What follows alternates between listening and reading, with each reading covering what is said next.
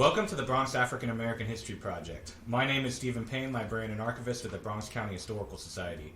Today is February 9th, 2022, and we're here again for part 2 of an oral history with various members of the Black Spades. We'll be doing a series, hopefully, of oral histories with members of the Black Spades, and they'll introduce themselves in a moment. But before they do so, Mark, you want to go ahead and introduce yourself? Sure. I'm Mark Nason, professor of African American Studies and History at Fordham and founder of the Bronx African American History Project. I'm incredibly honored to be part of this discussion. I learned so much from our first discussion, and I'm really looking forward to seeing what new things that we will be learning today.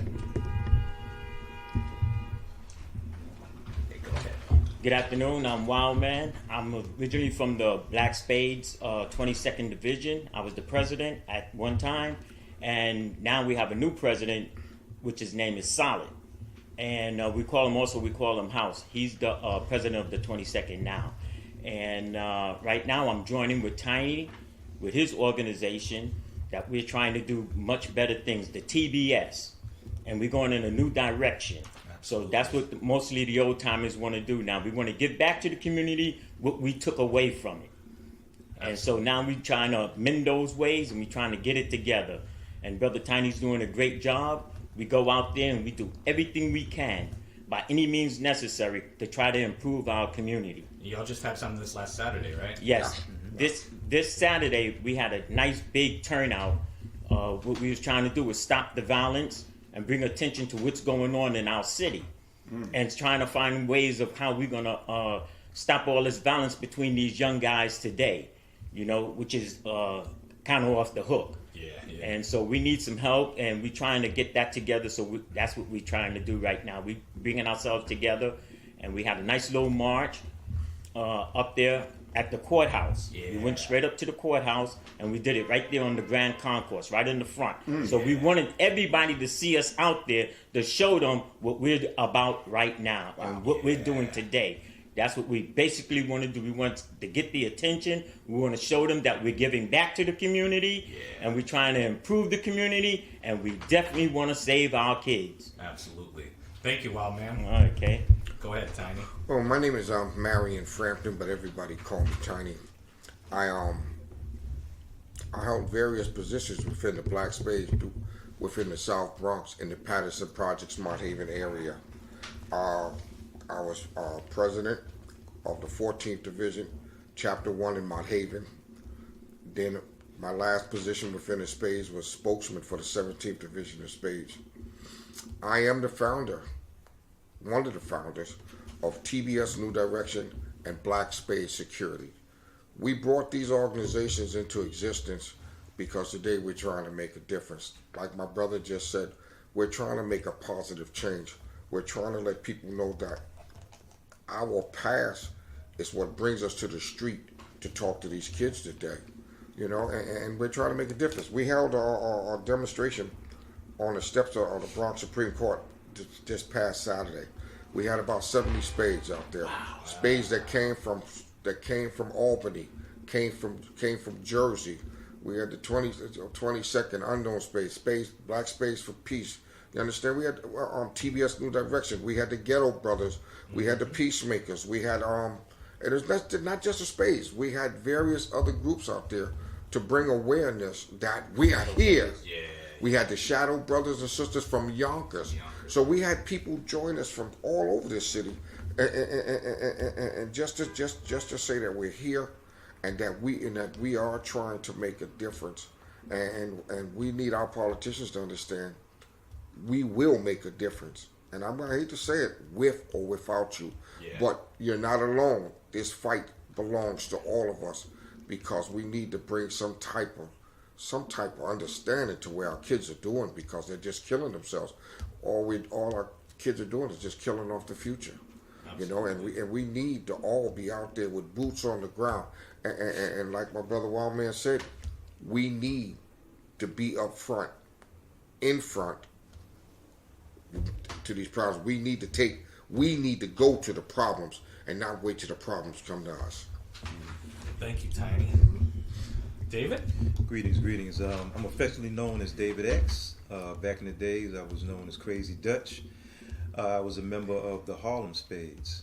Now, we don't like to say we were original, but we came in a formation of being Harlem Spades because we were from Harlem, most of us born and raised. People always talk about, Bronx Spades, but we were all one family. Yeah. And I just happened to be one of the representatives from the Harlem Spades. Some people give us divisions. We didn't really go by divisions or chapters, but if you want to go by division, we had the 24th Division, 25th Division, the 40th Division. We also had the 33rd Division out of East Harlem, the 34th Division out of East Harlem. But together we were one unit from 110th Street all the way up to 159th Street in the Polo Grounds. So that was our so-called turf. Yeah. And I'm also the founder and the president of the TMF family, or crew, and that stands for the Morale family. We were called the Morales family after Eddie Morales, who got killed. Yeah. But so we wouldn't be considered as a Spanish gang. We dropped the S. Okay, yeah. And we called ourselves the Morale family, TMF. Sure.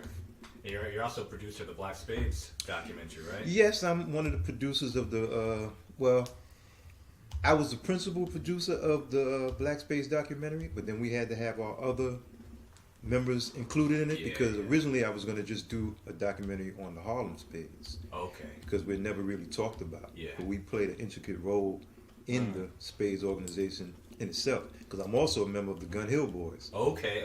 Which was a crew up in the Gun Hill area. Yeah. So, it's very interesting. And putting this documentary together, you'll find out a lot of history and a lot of stories that people don't even have a clue and don't even know nothing about. Absolutely. And anyone watching this in the future, you better hunt down the Black Spades documentary and watch that. Right. We'll be coming out again with it in June of this year.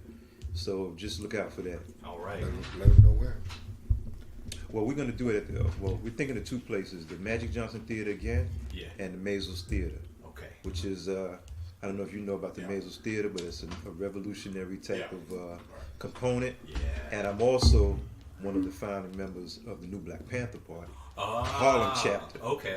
Under Dr. Khaled Abdul Muhammad. Sure. So that's a whole other subject. All right. So, Wonderful. Thank and you hence, so much. which is why I use different names also. Sure. Because on social media, I'm known as Dawood Africa. Yeah.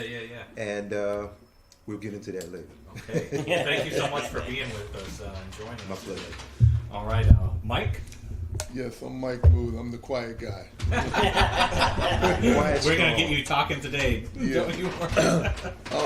I got into spades when I was 12, 13, and I had a 5-year run.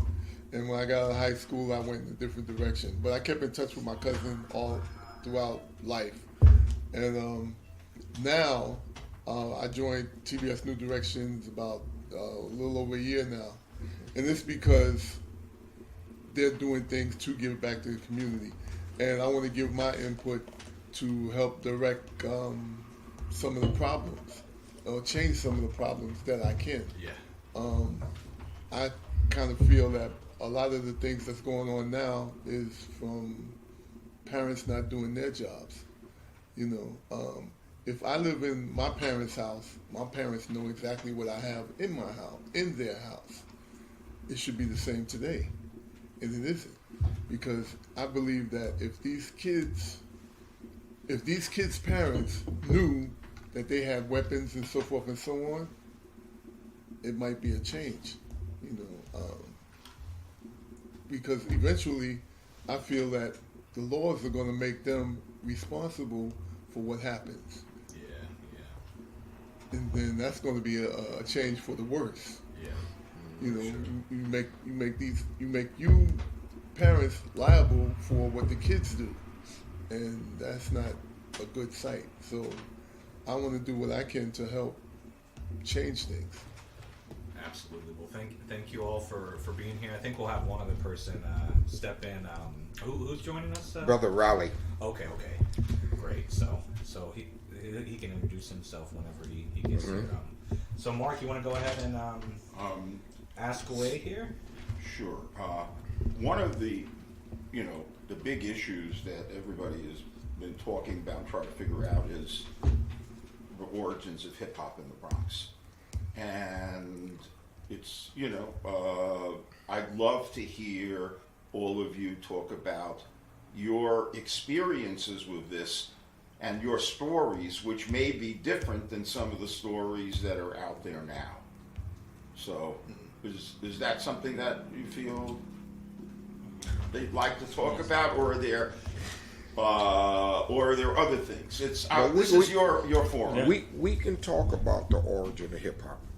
I'm going to start this off not knowing more than my brothers, but some of the things that I'm going to say now, my cousin and my brother Wildman going to hear for the first time. Okay. 1974, I went away. I went upstate. I got 1.5 to 3. I came back home in 1976. When I went away in 1974, the gangs were still out there on the streets. Yeah. Mm-hmm. When I came back in 1976, it was crews. You still had a few diehard gangs, but it was the crews. It's like with my projects, it was all Black Spades. But when I came back home, you had the Cooley High crew, the Mount Haven boys, the Upstairs boys. So it was a whole new world, a whole new time. And my godmother, her name was Marion Rose. She was one of the first black district leaders in the South Bronx. Okay, and she brought this little skinny kid to me. She said, "Tiny, come here. I need your help." When I came home, the Spades was gone, and I'm just gonna come back a little. The Spades was gone, but there was a crew out there called the Casanova Crew. They were started by a bunch of young boys. I didn't start it. Yeah. I didn't start it, but one of my brothers by the name of Peanut, who's God bless him, he's gone now. He didn't start it either, but he was given the power to run it. He was given the power to run it.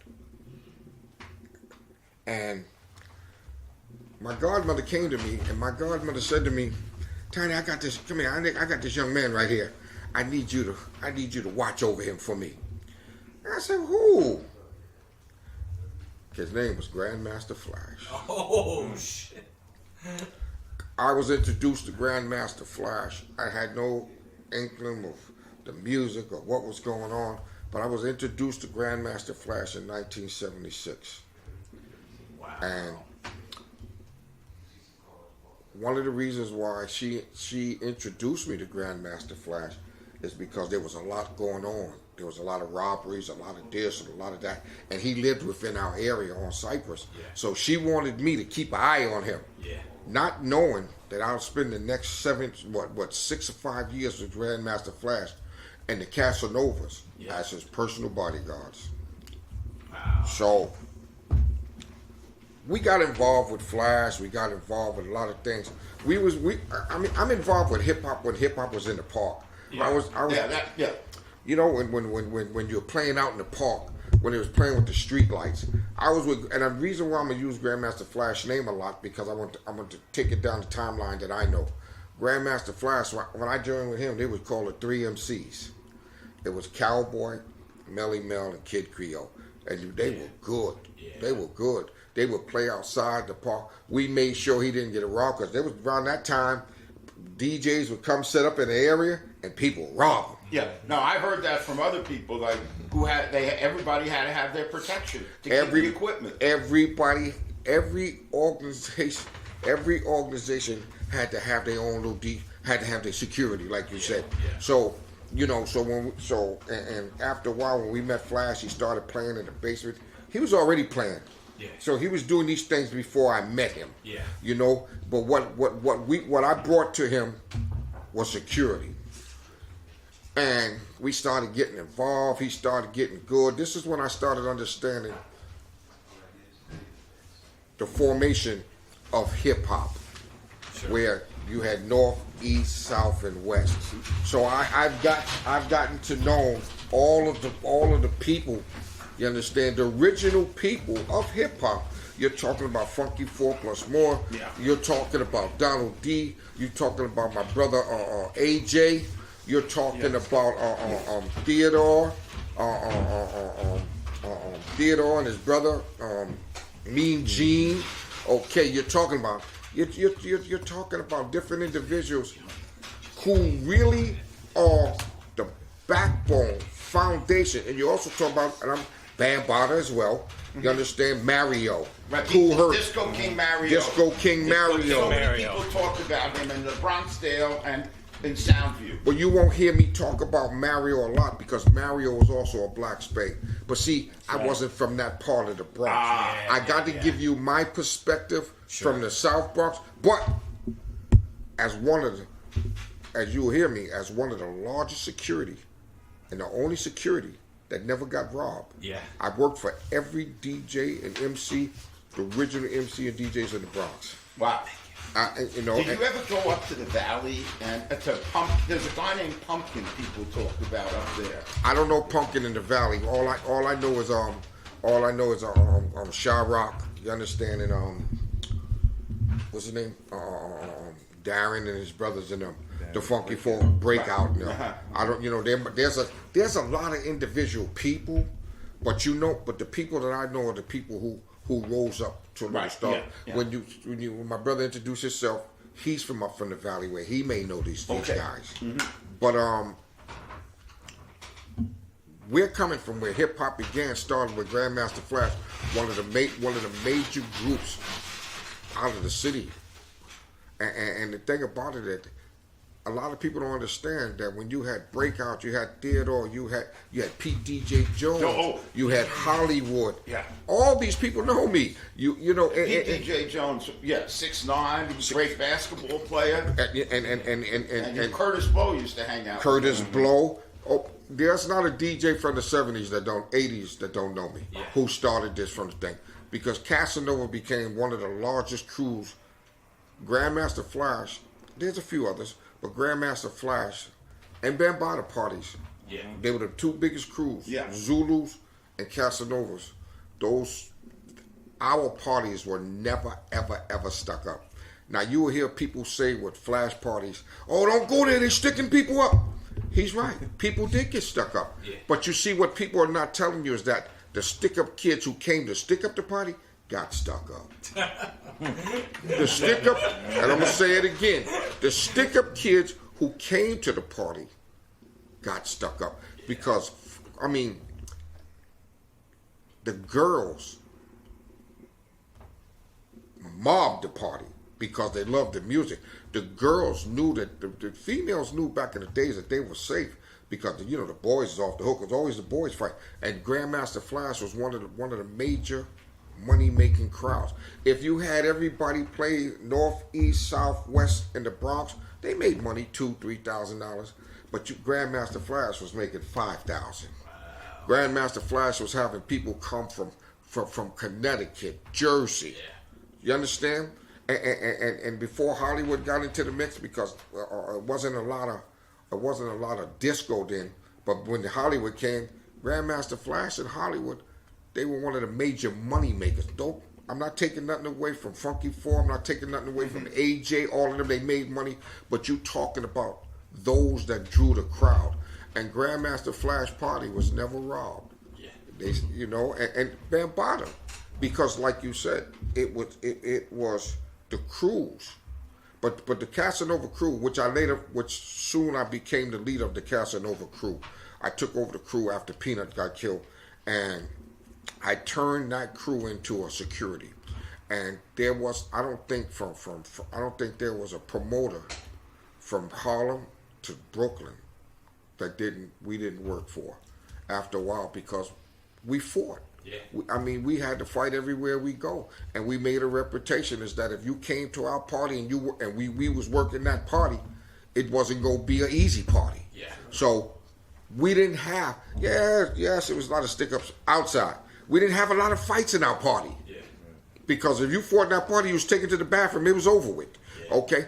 And people felt secure. The females felt secure in our party. That's how Grandmaster Flash. And plus, they were crowd pleasers. They wasn't the only one, but they was fine. Like I said, I started off with them when it was Grandmaster Flash and the 3 MCs. Melly Mel, Creole, Cowboy. Then Mr. Ness came. No. Hold on. was a Then Mr. Ness came. Then was Grandmaster Flash and the 4 MCs. Raheem was the last MC. That's what it was called, Grandmaster Flash And the Furious Five. Then before Furious Five it was the 5 MCs. Then Furious Five, and them boys was, listen. I sometimes today I pray and I think of them just playing together today. Yeah. They were one of the most popular groups that didn't know anything about the music industry. Yeah. They were a bunch of young boys performing for nothing, for kiddos and bits. And mind you, I only did security from them. They had Ray Chandler, who was the promoter who put all this stuff together, who put me in the position. We interviewed Ray Chandler. Tall Ray, Tall light guy, skinned yeah. Well, Ray Chandler was there. Ray Chandler was their promoter. And the Dixie Club. And the Dixie Club. We started with the Parks. Then he started with the Dixie Club. Then he started with the little small clubs. Grandmaster Flash played every high. Was the only group that played every high school in the Bronx. Wow. Okay. So that's Now, just to let you know, I've been to cities in Europe. You put on The Message, everybody in the world knows that song. That's right. That is the best known hip hop song in history. Well, from The Message, I can't tell you the name of the last one. We stayed with Flash for a while till they joined Sylvia Robinson. She kept us for a little while. After that, they let us go. And the reason why they let us go as their security is, first of all, they couldn't pay me what I wanted to pay me. Second of all, in that industry, you got too many flunkies. Why are you going to pay me when I got you? Even though my security is that popular, but I got you. You going to do what I could do. So I wasn't mad. We wasn't mad. Flash and them didn't let us go like that. She didn't want us. We wasn't getting paid. And I wasn't into the music industry. So I left. But we remained friends. Today I'm not in touch with Flash. I've ran into everybody else except for Kid Creole because he's in jail. But Kid Creole is in jail. Cowboy, he's passed away. I've seen Mel, Ness, and Raheem. Flash is the only one I haven't seen in about 40 years because once Flash broke up with Sugar Hill Records, he just let the whole world go. We ran into him one time at the Apollo. Oh, what's that guy that died? Agent? No, the one that we was doing the security at the Apollo. We was doing security at the Apollo. Somebody passed away, or a DJ passed away. This is about 5-6 years ago. Because Black Spades Security, we brought back me and Brother David, we brought back Black Spades Security. So we did the 50th anniversary of hip hop. We've been working with different areas, with different clubs. And we did meet Flash. He jumped up, we hugged each other. But I ain't seen him no more, after that. He just like left, I ain't mad with him or nothing like that. But sometime I do say, you brothers, don't forget who was there. Because, see, I remember there's one thing in life, there's that music, It's a Wonderful Life, with Jimmy Stewart, and he shows you. You take him out of the equation, how would the rest of the world, his family, have been? What would Flash have been like if the Casanova crew wasn't there? Because he's never been robbed. Flash parties was one of the highest grossing or money drawers. And listen, people was online looking to rob, and I'm gonna say all this on camera. They was online, but he had one of the powerfulest crews. You understand, the Casanova crew, which I am proud to say I became head of, and that was his security. But like I said, he don't owe us nothing, but it's nice to say hello. Fight Dog. Oh, Fight. When that dude Fight Dog died, we did security at the Apollo, and we seen him there. But there's not a DJ or MC from the 70s that I don't know, that don't know me and don't know of Casanovas. And it's a good thing, it's a bad thing. But today, as TBS New Direction, they all know us. And my brother Riley, he's up, you introduce himself. He's from up there. He might be able to answer some of your questions from up the valley. Valid, yeah. Well, this is incredibly important. Thank you. Do you want to go ahead and introduce yourself? Yeah, Lance Raleigh Jr., original Black Spade member. Before I met Tiny and them, I started a gang called the Young Saigons, and I quickly left them and journeyed to the Black Spades. I've been up in the North Bronx. When I first came here, I lived uptown, then I moved down to the South Bronx before they started burning it down. Okay, yeah. And then my mom decided to get out in '97. We moved back uptown. Yeah. I was in and out of the Black Spades, but I was around everybody. And uptown we had intercrime. Sure, yeah. One of the big gangs up there, and on the valley I had Uptown Organization. And they had a few amount of gangs in, like the Stackhouse Brothers and Pumpkin. I know him. I haven't seen him in years. And every time I go down to the Valley Day, we run to everybody. Yeah. And just like, and we're gonna do it this year again. Yeah, up Olinville Old Timers Day. I'm on the committee for the Olinville Old Timers Day uptown in North Bronx. Oh, there's an Uptown Old Timers Day? Yes. Okay. Right. 260th Street on Barnes Avenue. Wow. Okay, because I know the people down at, 23 Park and Crotona Park. Oh yeah. From, a lot of them from Forest and houses. And Right. stuff. Yeah, but okay. So you have an Old Timers Day. Uptown, yes. We haven't done it in 2 years because of the pandemic, and Right. I'm just gonna put this tidbit out Yeah, there. no, send us the information because. Okay, this is something definitely. We're gonna important do to it this know year, about that. and I got to speak to you about that. Okay. Yeah. So anything that you want to ask me about Uptown, like I said, when I first came here, my dad very strict. I was born in Panama, like I said. Yeah. He didn't play. Yeah. And me and my brother, we used to do things. We used to go downtown when somebody called. It was what we considered 22nd Division, like the Gestapo. You hate to use that word, but at that time Sure, we used sure, it. yeah. But we was like internal affairs Yeah. for the Black Spades. If someone fucked up, you came for We them. come down there and we see what's what. Yeah. Understand? We did a lot of things. Like me and my brother was known as the notorious Raleigh brothers. Okay. Yeah. Okay, so like I said, I don't want to talk too much about me, but there's times when we did things like my dad told me one time. He said, "Me and my brother come sit here and let's watch the news." So I said, "Yeah, Dad." He said, "How was school?" I said, "Oh, it was good. School was great. I did, great in school." He said, "Let's watch the news." So they had a trial going on because some police officers in the 70s got killed by the Black Liberation Army. Sure. And also, we're in television getting locked up. And my father said, "Oh, y'all was at school?" And my father played. There's times, and a lot of kids, there's times when we used to have police that used to patrol. Cops know everybody. Cops know. Cop told me to get off the corner. I cursed the cop out. When I got home, the same cop sitting at the kitchen table drinking coffee with my father. All I remember is my father's hand. I don't remember nothing else. And every time I think about it, I get a headache.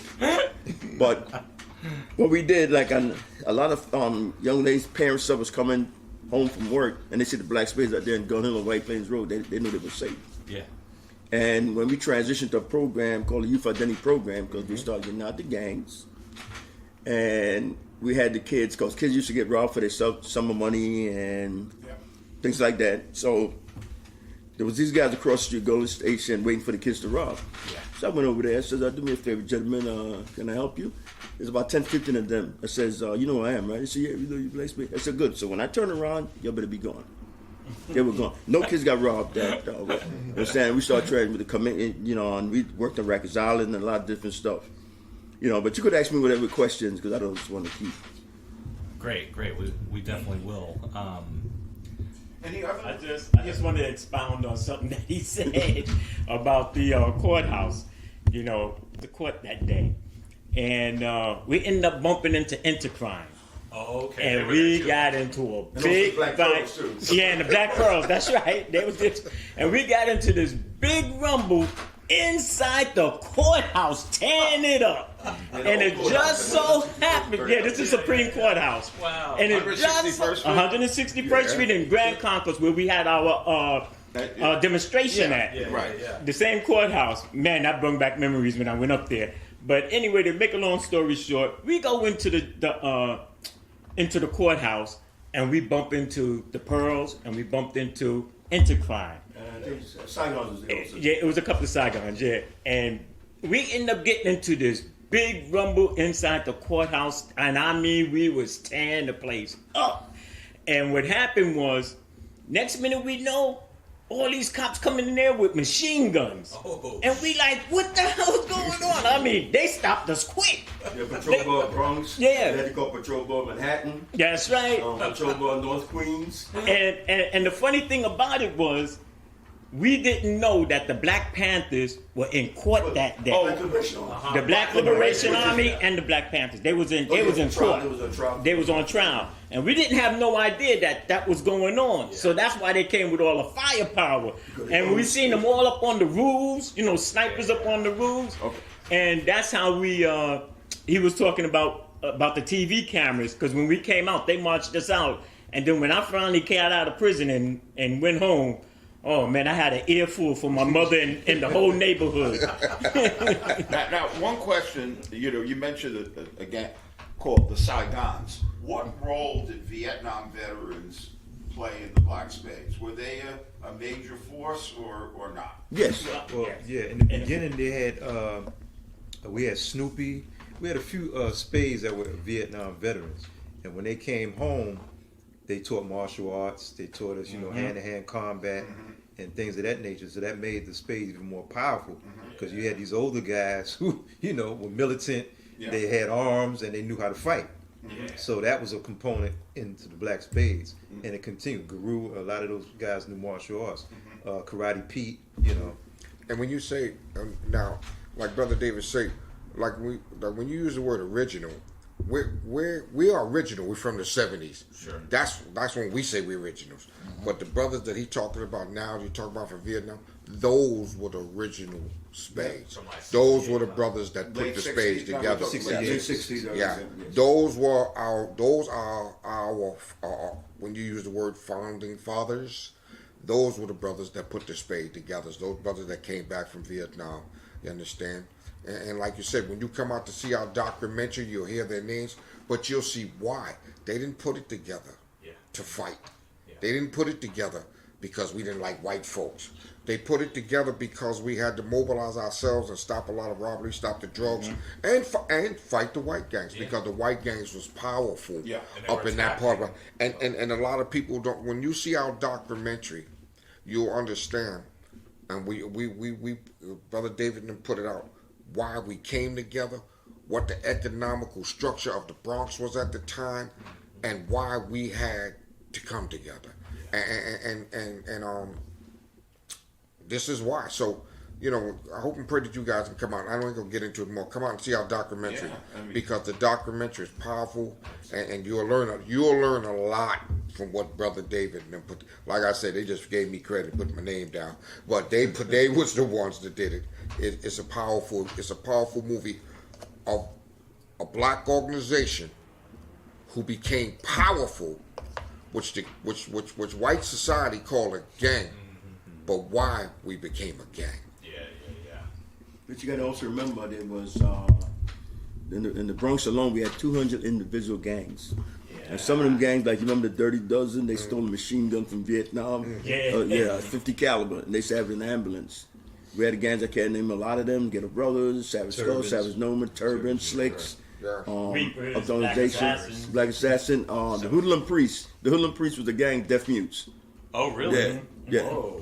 I heard about that. Yeah, yes, wow. And we had the Peacemakers, of course. Sure, and a lot of people don't know, but it was actually 100,000 Black Spades in the city alone. I've heard that before. Yes, and everybody try to tell our story, because one story in Wikipedia, it says that we was involved in human trafficking and selling drugs. Never happened. But everybody was telling our story, so we feel that it's time for us to tell our story. Yeah, absolutely. Real story. Yes. Yeah. And like I said, a lot of us either know how to box or whatever, because I was a third-degree black belt. I was a martial artist too. Okay. Yes, no joke. Yeah. And I used to carry nunchuckers and all that stuff. Let me tell you something. Oh, by the way, you know what I ran into? Gary Greengrass. From the white ministers. Yeah. I think he worked somewhere near the Port Authority, because he was looking at me and said, I know yes he is. So we sat there and talked about, we got to get back to work. But anybody run into from that era with the white or black, like I told a lot of the young white guys on my job, I says, we had a gang called the Golden Guineas. Yep. They said to me, oh man, it's being racist. I said, look it up. I said, anything I tell you about white angels, henchmen, all that, look it up. Yep. They look it up and see, and then they filed me newspaper articles on the website. Yeah. You know, but like I said, and listen, you think we was tough? The females were tougher. Okay. Yeah. And they would fight too. One time I was so drunk that because the young side guy was after me for quitting, and I was so drunk on the Detroit 167th Street. And I had two females, Barbara Jean and Jennifer, and they put me down and sit on the bench, and they beat up 15 gang members. We had the boxer Mitch Green was with us. Yeah, Davey Moore. I ran Barkley. And you know, not to cut my brother off, and we didn't. I don't think we answered this question the last time. I think we did, but not totally the way we do it today. You asked about what are brothers doing today. We got a lot of history within the Black Spades, but between martial artists, boxers, teachers. Yeah. My brother's a firefighter. Fire marshal Fire marshal for the Port Authority. Right. You understand? We my brother here from the Army. He's a Vietnam vet. He's a Vietnam I'm not vet. a Vietnam vet. Well, no, not a Vietnam. I say Vietnam vet. Forgive me, but Army vet. Army vet. You understand? We vets. But my thing is that we have a lot of brothers from the Spades, and mind you, a lot of organizations that came out of the Spades. Yeah. Black Pearls. Sure. Okay, I'm not sure about the Saigons, but I knew a lot of the Pearls were Spades. Yeah. A lot of the Saigons were Spades. The Tomahawks from Brooklyn With spades. were Spades. Okay, so we were so powerful, but then everybody wants to get their own identity. So a lot of brothers drift off and got their own clubs, but they came from us. Yeah. And like my brother said, we were strong, and I just want to put that in there. We have a lot of powerful brothers that are teachers. You understand? Firefighters, entrepreneurs, a lot of vets today who are still alive, who are Black Spades and still acknowledge their Spadenism. That's why, like I said, it's with the Bloods and the Crips. Back when we in the 70s, the Bloods and the Crips was out a long time like this, but they would never step foot in New York City. There's a lot of Bloods and Crips parents and grandparents used to be Black Spades. Because I tell Crips and Bloods that I know, I said, back in the day, we would have wiped out your whole gang in one day. Yeah. They say, yeah, we know they call us OG. Yeah. He said, but this is our era now. I said, yeah, but this is your era, but you're doing a lot of stuff that you're not even supposed to be doing. Yeah. You know, like I said, you remember one time I became a state correction officer? I quit. Because everybody behind bars was saying, yo, Riley, what's up? This, no, that's it. See, because the next thing you want me to bring you contraband. That's not happening. And we work in Spofford. We work at Rikers Island. We work in Spofford. Because I was also a client Spofford. That's the old youth house. It's called the Rising now. Yeah. And So one question I have, okay, because there was a political content in what you did.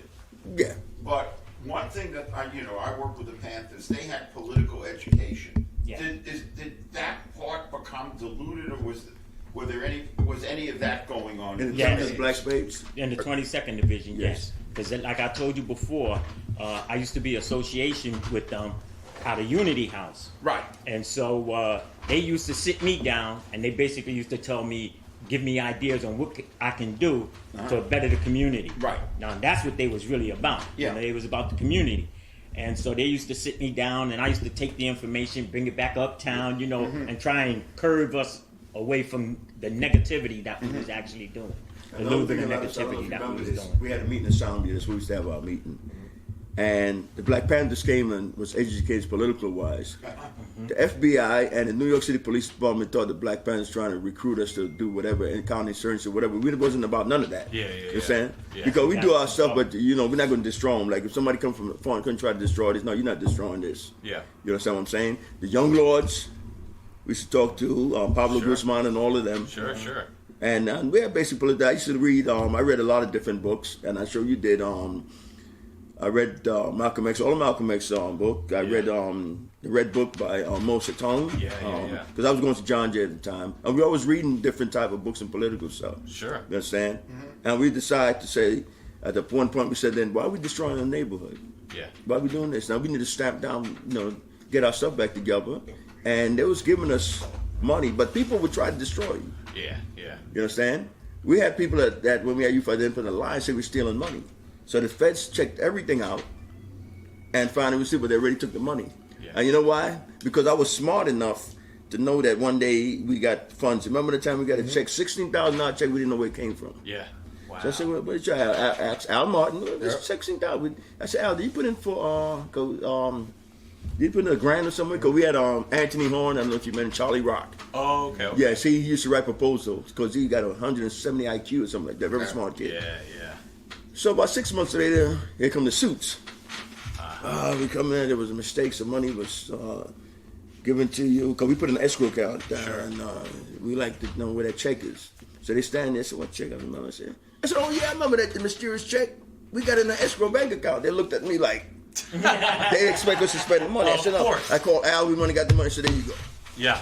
Wow. You know what I'm saying? But it's a different thing, because people sometimes try to destroy people, jealous and whatever, try to destroy it. Because youth identity program, we was doing good. We had our former dear Marion Marola was on our side.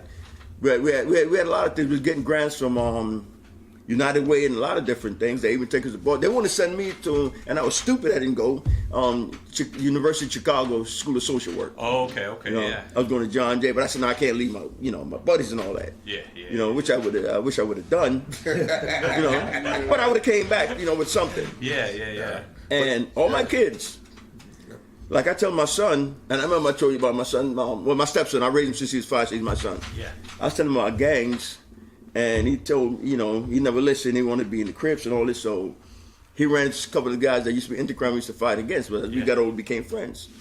So they seen him and they told him, they said, look, how's your father? My father, you was trying to tell me about gangs. My daddy don't know no guy. They said, sit down here, son, let me tell you about your father. And when they finished with him, he's a different person. But a lot of kids, these kids with the gangs don't know. We got 11 and 12, because I tell some of the kids that I talk to, I say, you want to run around the street, play tough? You want to play tough? Go to Afghanistan. Yeah. Go to Iraq. Because you got people that willing to blow themselves up to kill you. And I bet you every last one of y'all that's running around the street will go and come back here crying with your tail between your legs. Okay?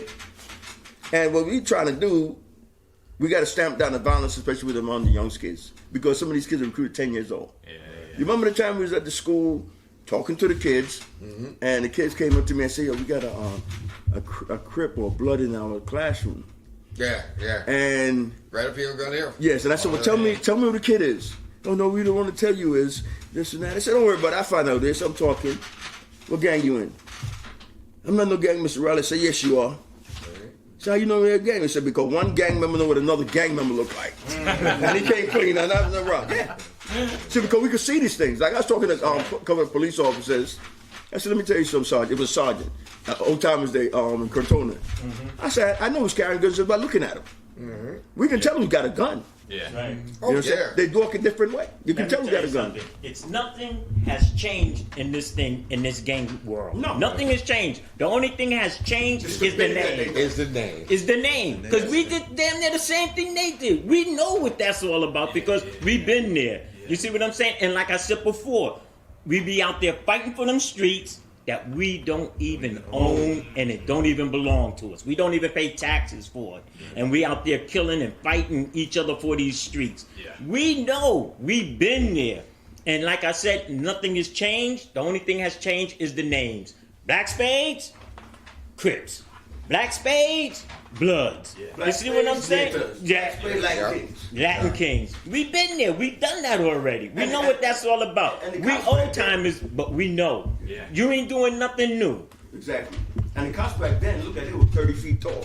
You ain't never seen no little cop. You ever seen a little cop? Even the females was big in They records. didn't have little cops back then. And them cops used to tell us, I think they just You had to be a certain they had a height back then. requirement. They had a height. They had a height You had to be a requirement certain back height, then. that's right. I think they must be got rid of that in the last what? They did. Yeah, because they got the women in it now. yeah, I walked in small somewhere, I got stopped by 2 female cops and they were short. I'm looking at them and I try to keep them calm. Stay calm. I'm not giving any problem because they're gonna reach for that gun. Okay? But like I was saying that, and they used to tell us we the biggest gang in New York City. At that time we had 40,000 police officers in the street of New York.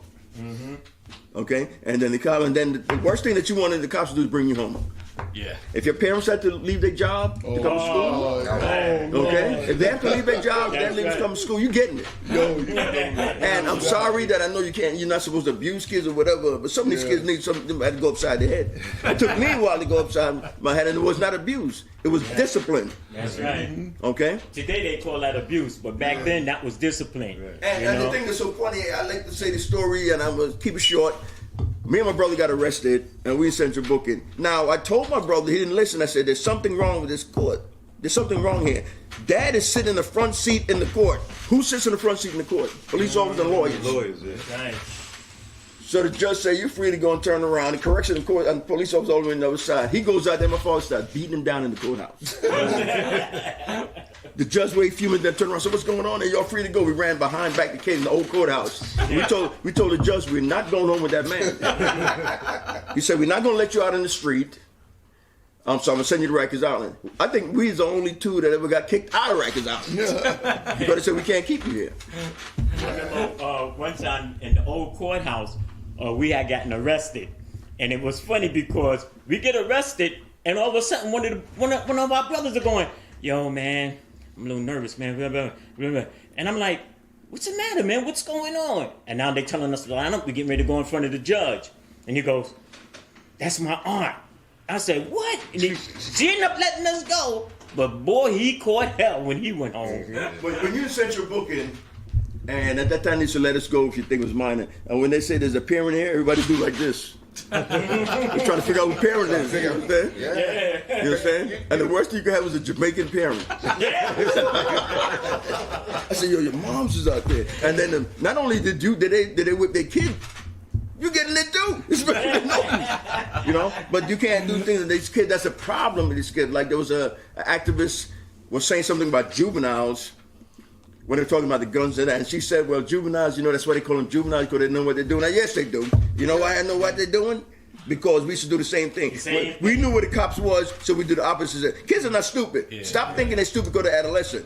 Even though they said, and you're a professor, that they said that your brain as an adult, you don't click till you're 24 years old. Yeah. You understand? Some mature, there's some that say don't click 28 years old. But you know what though, when they start doing that, I started getting offended because a lot of this, I hate to play the race card, but a lot of this they be trying to distinguish black from whites, and then they want to classify whites this way. Then all of a sudden somebody tells you the blacks are the same thing, inferior or whatever. And listen, man, we've been knowing what we doing. Juveniles know what they do. Let me tell you something. When a homeless man throws a young lady on the track, do he sit down or do he run? He run. So why are you saying he don't know what he doing? And then he ain't sit there and wait for you to come get him. Yeah. When these kids are shooting each other, do they sit there or do they run? So why you want to say they don't know what they doing because they young? You would never. Society keep making excuses for money. And for money. I'm telling you, these kids know what they doing. The first time a man shoot up a school and sit there and put the gun on the side and wait for you to come get him, then you better put him in a mental institution. Because he ain't sitting there. He running. You got to go find him. Yeah. But he has a mental problem. But you would never put your hand on an elderly person back then. No, back then. You put your hand on an elderly person or a child, you got problems. And that's why I say we messed up now, because even in jails, pedophiles and attacking our elders were never accepted. Never. I don't care who you was never accepted. Now we beating up our elders, we beating up our women, and we killing our children. And people sit there. I'm looking at these guys, everybody put up on Facebook, how you sit there and laugh when a man is beating a woman down. That's not funny. It's not funny. That's your mother. That's your sister. But this is where our society, has gone to now, where everything on social media is funny, and everything is accepted. I'm just gonna say this. One time I was coming home and I seen this brother, you understand, slapping his sister up, his wife, not the sister, his wife, a wife, girlfriend. So I went and I said, brother, come on, brother, stop. And the police was on like a block and a half away. I said, brother, man, you need to stop, man, because, you're going to get arrested, man. It's not worth it, and you shouldn't be beating up the young lady like that. Don't you know the young lady pulled a knife on me and told me to mind my business? I mean, don't get me wrong. My mother taught me. I got 6 sisters. She taught me to protect women, honor them. But ever since then, I ain't gonna lie to you. I said, well, man, dude, should I get involved with that or what? Because I'm trying to stop him from beating her up, and she clicked the knife on me and told me to mind my business. And you have to respect women, because my brother's talking on the phone, and he was saying, yeah, bitch, this or that. So my father said to him, what you calling a bitch? You calling my wife a bitch? You calling my sister? You calling your sister, your aunts? He said, no, Dad, I'm just talking. He said, the next time you use that word in my house, I'm going to knock your head off. We could not use any derogatory for any culture in my house. And if you was in a gang, opposite night, we was fighting you, but if you come by our turf and you had kids or your parents, stuff like that, We wouldn't attack you. we won't attack you. If we catch you by yourself, then you got problems. But that was the respect that you had. You could walk in any turf and go through with your kids or whatever, go through Black Spades turf, we won't say nothing to you. I've heard a story from, he was a Black Panther in the Soundview houses. Brad Brewer, he talked about how this is something the Black Panthers used to do. I'm wondering if the Black Spades used to do it. When they see drug dealers in the neighborhood, they'd go up to the drug dealer. He told me this story. He said he remembers a few times him and a couple other guys going up to him and saying, "What are you doing here?" They took the drugs, dumped them out in the street, like stomped on them, and said, like, We used to do that. Yeah, y'all used to do that, huh? Back in the days, when we first started out, we basically was doing that. We was running them out, cleaning up the neighborhood. When we first stared out, that's what we was doing. Okay, We was that running them brings out of me the to neighborhood. something that I want to ask about, which is, when crack started, because in the 70s, heroin was a major drug, Heroin, yes. and then things in the Bronx started to get better in the late 70s. And, people were building the neighborhoods and stuff. You talking about all the parties. Sustained in South Bronx. Yeah, man. Desperados. So, I still remember, I sent you that thing I wrote, 1985, I'm working with community groups who are rebuilding, and all of a sudden people say, Mark, you can't believe this, they're teenage prostitutes lining up on Jerome Avenue between Fordham Road and 180. Yeah, 'cause I used to live with Davis. Lining up along, what the fuck is, you gotta see this stuff. And then, it's crazy. And so how did you guys experience crack when it hit? And how did you try to deal with that? Because that seems like it set in motion all sorts of crazy Yes, stuff. remember when it first came, it wasn't crack, it was freebase. Right. Okay? Everybody was using freebase and it didn't get you the way that crack gets you. Now they start putting stuff in that stuff made crack. Because in impurities and people, because even I was addicted to crack for a little while, but I got myself together. I self-rehab. But you notice that when the community started to get better, they introduced something That's right. into the computer. Because it happened when everything was finally starting to get better. And then And then it got crazy, Yes. crazy, Because crazy. it's all designed. This is all designed by our government. And now you can't say our government don't have nothing to do with it for the simple reason Oliver North. He just happened to get caught. You see what I'm saying? But you know how that came But- about, right? Because they were selling guns to the Bloods and Crips in California. Exactly. Yeah, but that's for that particular time. But I'm just saying, basically, for all neighborhoods. Basically, I'm talking in general. First of all, we look at the black community. How many black people own airlines to bring that stuff over here? How many black people own ships to bring all that over here? You see what I'm saying? But our community is infested Okay, with now it. touching the Oliver North. That's why governments play games. I'm gonna tell you this, and I know it's still this. When the Contras was fighting the Sandinistas, they needed a way to get guns because they got in trouble for mining in the Nicaraguan harbor. That's right. So they said, well, you remember Iran with the hostages, saying they seized their assets. They went to the Israelis, and this is Oliver North doing. He went to the Israelis and said, look, we're going to give you the guns. We already talked to the Iranians. I want you to give the Iranians the guns. And they told the Iranians, we're going to release billions of dollars that we holding for you. We want you to do this, and we want you to get the contract. So it couldn't come around to protect Reagan. There is no lieutenant colonel in the White House going to run an operation like that by itself without nobody knowing. That's right. They knew it. They knew it. Okay, see, He's when not they doing need- that when by they need to himself. do Them things- planes with all them when they guns need and to do drugs. things, two of the most hated countries in the world work together to get guns to the Sandinistas. And Hollywood knows. What happened to him after that? Did he go to jail? No. Okay, but when they were saying, well, he ran this operation out the White House, the basement of the White House, really? And they think people are stupid. Yeah. But you know what, though, to get back to your question as far as the crack thing, it was something that everybody has to understand. Around that time, everybody was sniffing a lot. Cocaine was $100 a gram, okay, and then all of a sudden, it got into that crack form. I mean, the gangs wasn't there then. Mm-hmm. A lot of gangs wasn't around to protect the neighborhoods. Now you had crews. Yeah. So it was no longer the Black Spades. It was even though the Black Spades was in the Zulu Nation and in the Casanovas, but they were crews. Yeah. And you had you bet 1,000 what the Black Spades once owned or monopolized a building was 30 different crews now. Yeah. So when they got to because I don't know about everybody in this room.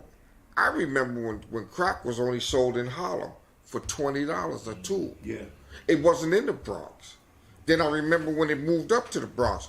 Okay, I had my hands in the crack game, selling the crack game. Thank God I never smoked crack. I sniffed enough coke, but I ain't never smoked crack. But the thing is that the gangs wasn't here. The neighborhood was opened to anybody now. Yeah. I come out of Mount Haven Projects across from Patterson. There was nobody in Patterson but Patterson and Mount Haven. Now you got everybody and their mama in these projects from nowhere selling crack. Okay, and Don't forget Dust. And Dust Dust too. but just dealing with the crack because he was asking about the crack. That crack epidemic came into our neighborhoods when the powerfulest gangs was no longer around. Because I believe if the gangs was here, and don't get me wrong, I sold it, but I believe if the gangs was here, because a lot of people don't understand. When I joined the Spain, like Wild Man just said, I had to convince my mother that I was doing something good. Yeah. And one of the things that we were doing was keeping the drugs out of our neighborhood. Now, if we was being sold, we sold it. But wasn't no outsider. We knew what was going on in our neighborhood. Yeah. We knew who was robbing, who was stealing, and we took care of it. Yeah. So, we took care of our neighborhood. But when that crack epidemic hit, it hit like a wildfire, and it destroyed neighborhood. And the gangs were no longer here. You're absolutely right, because I was involved with there was this neighborhood, St. Martin of Tours, down in Crotona, where 25 kids were killed in 1 year. The priest officiated their funerals, and it was crews. Yeah. And it was totally out of control. Yeah. But you know what the driving force behind that was? Economics. Jobs. I believe economics is behind everything. Yeah. Economics is behind everything until it hit the white community. Then it becomes a drug or a problem. Yeah. So talk a little bit about the economics behind the whole crack. Okay, the bottom line is a lot of people couldn't get jobs. I remember years ago, I don't care how much your parents make, you can get a summer job. Right. Yeah. That's right. You can get a summer job. Then they started cutting it down. We used to have what they call Neighborhood Youth Corps? youth service agents, neighborhood youth corps. Sure. We had a CETA program that you couldn't get into the. Yes, you could get into the. Yes, you could get into the community with the fire department. Used to call fire salvage. When they had a fire, you would go and put cover over the furniture, whatever. They had the sanitation, clean up everything. And then when they had a fiscal crisis, they took that CETA money and put it towards the cops because they had to keep the cops. That's right. Okay? And around that time, we're starting to die down with the burning of the buildings. Yeah. But I have a drug dealer told me one day he can make more money burning buildings down in South Bronx and selling drugs. That's right. Wow. And I remember that's when the Bronx was really bad. Yeah. It was burnt down. Bronx look you like. can walk. Go ahead. You Go can ahead. walk through the block. 10 square blocks. Talk about makes a whole lot of sense because, you sell crack, you make more money than your parents. Yes, exactly. Yeah. Exactly. You make more money than your parents. And you put in, but then one thing about a lot of people don't know, you might know this about crack, is crack destroys a woman faster than it destroys a man. Well, that's the first drug that happened. A woman not have to sell their body. Yeah. Not only that, I lived in Harlem. And when I lived in Harlem for a little while, when I came home from prison, I actually seen women in Harlem to get high would offer their babies, selling their babies. Yes. And that literally ripped me apart because I couldn't understand. Do you know what it is For a mother to When give up woman a said that child? she would give you a blowjob for 50 cents. Well, you know what? Really? But now, hold on, let me finish. But and also is that I lost my train of thought. Also, is when they were doing that, a lot of these guys, and I used to tell them, they used to get mad at me. I said, let me tell you something. If it wasn't for crack, half of y'all wouldn't even have a woman. You know, but they use that. Yeah. Yeah. And so people, and the thing about it is that a lot of like guys that worked at the Port Authority years ago said a lot of people from the suburbs in Jersey used to come across to Washington Heights and get they whatever, get the cracks from them and go back. Yes, But You know what I'm you know something about the crack epidemic? This is one thing in my whole 66 years of living that I regret ever doing, because we destroyed a whole generation. Yes. We destroyed Big Mamas. That's right. We destroyed Big Mamas. And out of all the things that I did in my life, I am so sorry I sold crack, because we destroyed a whole generation. My Big Mama, when I was growing up, even at 18, was what, 45, 50? Yeah. A Big Mama today is 30. Her daughter, she might be 10 or 15 years older than her daughter. Yeah. Big Mamas was in their 45s and 50. We took a whole we destroyed a generations of, and I'm gonna keep using the term Big Mamas, because see, Big Mamas was the ones raising the family back in the days when Mama couldn't do it. But now there's no Big Mamas here, because you tell me somebody 30 is a Big Mama and her daughter got 13 kids, or no, I'm sorry, that's exaggerating. Her daughter got 3 kids. Yeah. We destroyed, and I'm so sorry and for they destroying welfare. And it's like what the brother just said. The crack was generated so much money that mothers was hanging out with the kids. Big Mamas was, when I come up, took care of the mama and the kids. But now the Big Mamas hanging out with the kids, trying to get money, selling their bodies. I mean, we just destroyed a whole generation, and it's like, and now look. And see, back then the community took care, because Bronx was a mixed community, we had Italian, and if I don't care who it was, if the Italian woman seen do something, she come downstairs with that belt, and then she tell your parents. So that was a double ass whipping that you're gonna get. But we lost all that. We lost all that. With the crack era. The crack just, I mean, you know, it's like, don't get me wrong, we was losing a lot of stuff anyway. Like the brother was saying, the CETA program, this program, that program. They always take away from the communities. But with the crack epidemic in the 80s, and what they was taking away from us, and then this pandemic came along, what do our kids got left? They ain't got But nothing. another thing, all this drugs is showing up in the kids now. Yeah, oh yeah. 18, 19, it's showing up in the kids now. A woman was smoking, carrying their babies. I remember I seen a couple of guys selling, there's one guy uptown, he used to sell crack and stuff like that. He said, woman comes pregnant, he says to them, he said, man, no sell you nothing, you hungry? Me feed you. You say you're pregnant, get away. And he told us, well, anybody sell her crack, we're going to shoot you. Yeah. Okay, so that's what they couldn't get anything. And that's what real men was doing. Exactly. Even though a lot of brothers was using this for a way to make a living, a lot of brothers still stuck to their principles of women and children. Exactly. Okay. And I mean, you know, I did horrible things, but I closed up around school time. We took care of our community, even though now I realize I destroyed my community. Right. But of course, Yeah, but you're making up for it now. Yeah. But the thing that's so funny about it is that one thing I don't like about, because the welfare system was designed to help you short term. When you take the father out of the mix, or you want to get into projects, you want to get welfare, the man can't be around. That was the most stupidest thing that what it said. Okay, the husband is with you. He don't have a job. Okay, we're gonna do this for you, sir.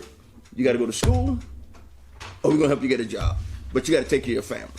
Yeah. You don't take him out the mix, because he gives up and he said, let everybody talk about it, make it look a deadbeat dad. A lot of dads were forced to go out, and he said, well, then what the hell am I coming back for? You say we do damage, and it's not only damage done in the black community, damage done in a lot of the poor whites community too. A lot of people don't see that. Absolutely. Hispanic community, and it's sad. We had a lot of white people in the South Bronx. Berkey, you remember Berkey used to be with us, and you know it's crazy though. You know, and the thing about it is, if we did a lot of stuff in school, because I always tell my kids, if you try to scrap, what they call critical race or whatever, you know, if you try to erase your past, you're going to repeat it again. You don't know your future. You don't know your future. If I did this before and it was negative, whatever culture you was or whatever person you was,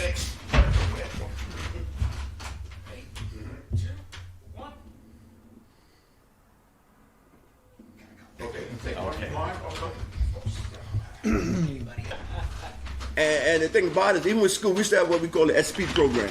Oh yeah, SP program. Yeah. A lot of people used to get, I was in there for a minute until they told me to remove myself from Taft High School. But the thing about it is you still had to go to school. Even Vietnam vets had to go to school till they're 26 years old. Okay. Okay? New York State, you have to be in school or go to some type of education if you're up to 21 years old. Yeah. And they always have opportunities for you to get your schooling. I remember somebody bet me that, yo man, I bet you $100. A guy named Al Martin used to run for the program. He said, I bet you $100 that you can't get your GED. I said, really? I wouldn't have got GED. I got the $100. But I was forced to. Then I went to John Jay College. Yeah. And at that time, and when I used to talk to, we was giving seminars at one point to the police department. They used to come down to the tomb. Something we used to talk to them about that. We used to talk about different things about gangs. Yeah. Because a lot of cops or new cops, they need to have somebody that talks to them and give them a seminar in the academy. Yeah. And tell them, this is, I used to be a gang member. This is what gangs do. This is what you got to look out for. This is this, that, this, and that. They will learn more than trying to do them and come up to themselves. I'm sure. And that should be one of the things. They had a program, and because of the pandemic, we told you about that. There's a $300,000 that de Blasio wanted to put a year for 3 years to any program. They tried to do a Charlie program, but Charlie and them not geared for that. It was in Bronx Works. Mm-hmm. So they was trying to find a program, and that time Tiny didn't have his 501c yet, to work with kids. And they wanted ex-offenders that didn't have no rape or no child support, whatever, just ex-offenders. Because we have a guy that did 41 years straight. Sure. And they needed these. They wanted to get these type of person to talk to kids, because you tend to listen to a guy that did 41 years. You gonna listen to him? Yeah. You know what I'm saying? You're not gonna listen to nobody that don't know nothing. My sister, she's a licensed clinical social worker now. She used to run with Nicky Bond before he became big. Oh. When he used to 72 hours back. My sister deals with IN people that was on drugs when she was running the drug program, doctor's son and stuff like that. One guy, he did this so she had to take his urine every time he come, and he had heroin and cocaine in the system. Because when you're using drugs, your numbers here. When you stop, it goes down. Yeah. He had cocaine and drugs in the system. He told my sister, they don't know you get there. She told him, no, you can tell them social worker that I know nobody can't put that type of drug in your system, force you to do that, because they will kill you. He said, the next time you come back here and your number's still high, I'm going to report you to the judge. You know what I'm saying? And now we got younger kids. Because you remember years ago, the wino was an older guy, drunk in the street. Now you got kids as winos. Yeah. And then the next thing they started coming through with a K2 in the neighborhood. Right. That K2 was making people walk like zombies. And all the opioids, which exactly. doctors will just hand out. You know, too. and getting back to the education part again, when we was talking about the education, you know, today, what's going on with our government today, it's not about education no more. They don't need educated people no more. They need people to actually do labor work and take orders. That's what they want. That's why we're having the problem that we're having with these schools. They quick to shut them down, quick to get an education now. You got to be almost a millionaire to get an education, man, because you're going to be stuck with a whole lot of debt. Yep. You see? And what the government is actually doing is they're trying to keep people from getting educated. That's going to be, especially if they think you're going to be a problem for them. These rich people got this thing locked down, and this country is locked down for real now. You're 100% right. 100%. But the thing about that is also too is you got to remember that you took away Alfred E. Smith. You took away Downford. Vocational. But hold on. But I'm glad you said that, because we was talking about this the other day, Brother David and I. You took away the metal shop. You took away the wood shop. You took, and when I went to school, you took away. A lot of people made good livings off the automotive school, the electronics. Sheet metal work. Now you took away all the trades that's out there from us from learning in schools, and now you want us to go to these trade schools that they ain't doing nothing, and we got to pay to go to now. Yeah.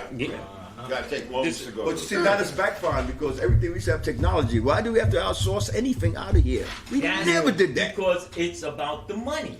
You know, it's You all can make about the money here. economics. Yeah, but the thing is, if they, like, say for instance, they take a company and take it to China. They take that company to China and pay a few dollars for it, and then bring it back over here and sell it to us for a lot of Look money. what they did to U.S. Steel, one of the biggest steel manufacturers in the world at one point. And what did they do? They start buying stuff from China. And this is why we got a And that's problem why with China today. And you can't blame China. You know why? It was American greed that got China where it's at today, for the simple reason we outsource all our jobs over there. And by outsourcing all our jobs, like with those windmills, technology, chips and stuff like that, you know, they can't even make cars no more because China just put an embargo on the damn chips that goes in the cars. Yeah.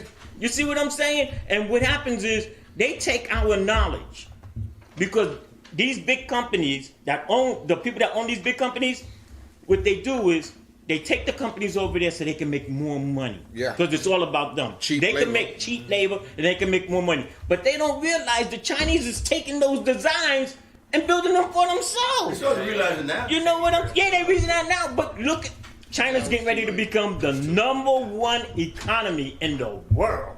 And the United States is trying to stop that. Because But yo, we pay it all was the your debt. fault for doing it. It was will your probably be a fault. better place with the U.S. Yeah. Yeah. And getting back to education, there was like 200 countries. The United States was like, back in the day, in the top 3. Now the and I'm not lying, you can Google it. I know. And now the United States is down to the 12th from last place. 12 steps from last place, from damn near first place. But How does that you know happen? what's funny? In that in the Caribbean, Jamaica, and all stuff like that, there's two things. If you don't want to go to college, you got to get a skill. Yeah. You got Jamaicans that learn carpentry, plumbing, and all that. They come there, they get a skill. If the women don't want to go to school, they know how to do hair And then now or whatever, and that's big business, or barber and stuff like that. But you have to in Jamaica, you just can't just sit around. You either got to go to college, but you got to go to the skill. If your father's a plumber and I'm a carpenter, give me your son, I give you my son, and you teach her. That's how they do. And we got away from that. That's Yeah. right. David We and can Mike, we can get back to it, but. let's hear a little bit from David and Mike on anything that we've talked about so far. They don't want to talk about. We talked about. Well, I just want to talk about. They talking about when the drugs came into perspective. Yeah. You had some combatants who got those drugs out of there too. Yeah. You know, I mean, you're talking about Sonny Carson. I heard his name mentioned. You know, in Brooklyn, they also did it in Harlem. You mentioned Jim Horton before. Their crew. You know, our crews. We joined forces. I caught. I caught a case one time. We was going into a crack house. Yeah. And you know what we would do? We would take the drugs. If we dump the drugs, we get the money, Yeah. and we'll put it back into the community. Sure. You know, we'll have block parties. Those original block parties came from us. We would put a cart at one end of the block, a car at the other end of the block. Bring the music out. Now you have your music era. This was before disco. Yeah. So, this you know, is we from call it the cleaning up jam. drugs in the community. Cleaning up drugs in the Wow, community. that's This is how you buy the hamburgers, the hot dogs for the kids. You bring in the icy guy or woman. Yeah. You bring in the little rides. Back then we had the donkeys and the horses. Yeah. Come in, you get the horse Yeah. rides. You know, people forget about that stuff. Yeah. But how was it funded? Yeah. See, nobody wants to talk about that. Wow. You take that drug money, the illegal drug money, and you make it work for the community. And believe it or not, a lot of the cops used to see that, and they used to come and say, "What can we do? How can we help?" Right. Yeah. And see, Okay. it wasn't no, and that brings back the beat cop. See, they talking about defunding the police and all that stuff. That's the beat good. cop Yeah. knew everybody. They knew the Well, family. that's so interesting. I was the other day at Casa Amadeo, you know, the record store, Right. oldest black music record store, and my friend Bob Gums from Harlem, 82 years old, and he and Mike Amadeo were sitting there talking, two 80-year-old heads, bring back the beat cop. Right. Yeah. It's about community control. Right, not Right. about- right. I think Because people the out cop of the knew your car- mother, they knew your father. You know, they know the You children know why they growing got rid of up. the beat cops, right? Because remember back at Serpico, corruption. Right. Uh-huh. So they figured that the corruption, so they was trying to stamp out corruption, Right. which in a way was half true, But you took away the beat cops. You start putting them cars. Now, if you're driving around, you cannot engage the community. And a lot of And these you guys don't live know 2 the hours community. upstate Exactly. anyway. But you know, And I would say bring them Right. back to making them live in the community Yeah, that they absolutely. patrolling. That's what they're trying to Because do if now. you live there, 9 times out of 10 you're not gonna be corrupt because everybody That's right. knows you. Correctional and officer, it works fireman. better. Yeah, you go but you know, same thing. back in the Spade era, okay, back in the '70s, Spades, that's what we had. We had the beat cops.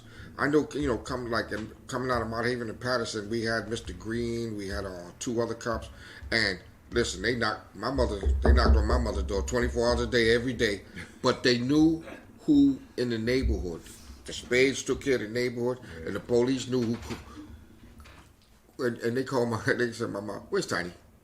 Mama said, "What do you do now?" See, my mother never said, "Oh no, that's not my boy." She said, Yeah. "What?" She said, "Mr. Green, what do you do now?"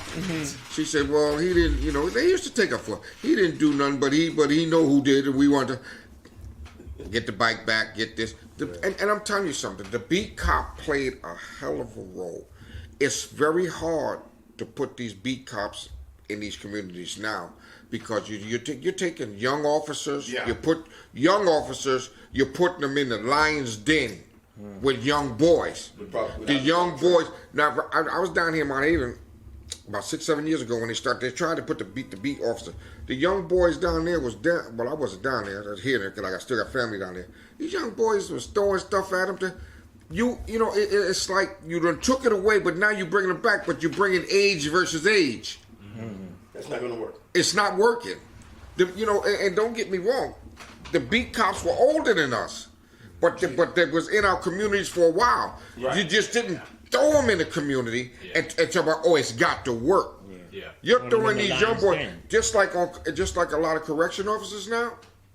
The correction officers are young. Yeah. My wife is retired 10 years, and she said before she left, they were all young coming out. And I know half of them, Bronx, or Mount Haven. I know they're young, but you're throwing them in the lion's den. Youth versus youth. Yeah. Imagine you telling me what to do, and you just as young as me. And not saying that they're going to give the older ones that much respect, Yeah. but at least the older ones knew how to come and present themselves. Yeah. So, it's a lot of work, but I still believe that we need the beat cops. We need the community cops in there communicating, because in our days, like I said, police knew who to go to knock on. I ain't gonna chase them kids, man. Let's go that time. Not saying I'm gonna tell them what they need to know, because I'm not. But if something had to be done, we would make sure it's done to take the heat off of us. Come here, man. Let me talk to you. I better not do that no more. And that's it. We're not turning you in. We're not giving you up. But we say, don't do it no more, because it's bringing heat in the neighborhood. And bring the bike back. I want to see the bike. I ain't want to say that, but I took a bike. They knocked on my mother's door. Could you tell Miss Frampton? Could you tell Tiny please bring that bike back? And I came back. My mother said, "Where's that bike?" I said, "Officer Green just stopped me outside." She said, "Oh, okay. Did you give him the bike?" I said, "Yes, I gave him the bike." But you see, we laugh, we joke, but then it's a whole lot different from now. We got, they want to talk about the guns in the neighborhood. These guns have been storing up in our neighborhoods, man. I'm 66, when I was a baby. Yeah. Just that now the guns are being used much more today. Our kids are not taught to fight today. Our kids are not taught to come out. The virus is just a kick in a drop in the bucket. This COVID-19 is just a drop in the bucket. You took away the schools. You took away the after-school program. Okay, that reminds me of something, because the after-school programs were cut during the fiscal crisis. Yes. I grew up going to night centers. That was my salvation. Well, 3 to 5, 7 to 9. When you come out of Patterson, you know about Mount Haven Center, North Church. These are all in Mount Haven here, North Church here, Mitchell 2 blocks here, Patterson across the street here. We had nothing but places. The churches in our neighborhood where Pettaway, Mr. Pettaway. Yeah. Do you remember him? He was on the church on the corner, 140th, teaching boxing. Then around the corner, you had the church downstairs in the basement that had the after-school program. So you and I grew up with all these good things, but where are they at And now? now, and there's Where music they in at the now? schools. They took that down. They took that. The DA came up with something last summer. Oh, we're gonna open up the gyms Saturday night. That's a good gesture. But what about Monday, Tuesday, Wednesday, Thursday, and Friday?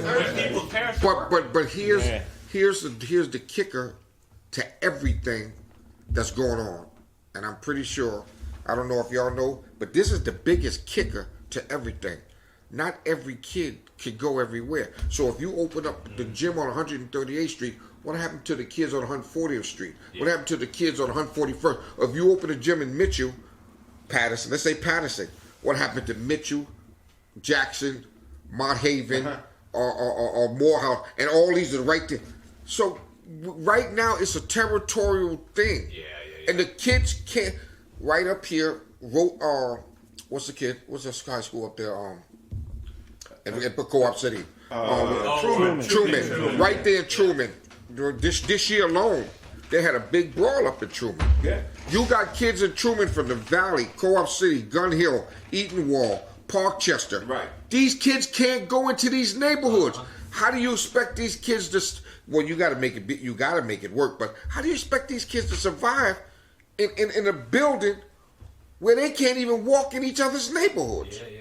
They got to come in my building, or you got to put I sit here and I talk about these things, and we got some solutions we think, but we got to put together solutions on how, because even with the hip hop world, we join forces with the hip hop world because we're trying to hope and pray that we can bring kids together from whatever community through the hip hop world. Yeah. You understand? And like my brother Rowley said, every brother here said, we got the Spades we have a wide variety of skills. Yeah. Those that went to jail and those that never been to jail. Those are the professionals. You understand? And right now, with TBS New Direction, we combining them with the hip hop world, with the gang world. You understand? The professional world. Because most of our founders are professionals today. Yeah. Well, we had more growing up than the kids do now. Yeah. Our kids, a lot more growing up. A lot more. I mean, Tiny, to your point, like you were saying, you couldn't go into St. Mary's for a long time. So if you don't have those other community centers around you, you won't have any place to go. Yeah, but you see, back then it was kind of funny because we couldn't go into St. Mary's because the bachelors dominated that area. But we still had centers in our area. But now, our kids can't go into St. Mary's because it's another area, but there's no centers here. I know. So right now in that Mount Haven section of the Bronx, St. Mary's Center is a big center. But there's no other centers that the other 3 projects or 4 projects in that area can go to St. Mary's because now it's a crew thing. Now it's your projects against my projects or your block against my block. Do you know you got brothers living, let's say in this building right here. You got a family that live on the top floor and a family that live down here. They fight at war with each other. But they live in the same building. But they're trying to dominate the building. We didn't have that. When we was growing, all of us, 183rd, Gun Hill Road, Manhattan. My cousin's from Manhattan, but we always would read all together. We got along. We could go to these neighborhoods. But now, you can't get the kids out of mine. I live in Co-op City.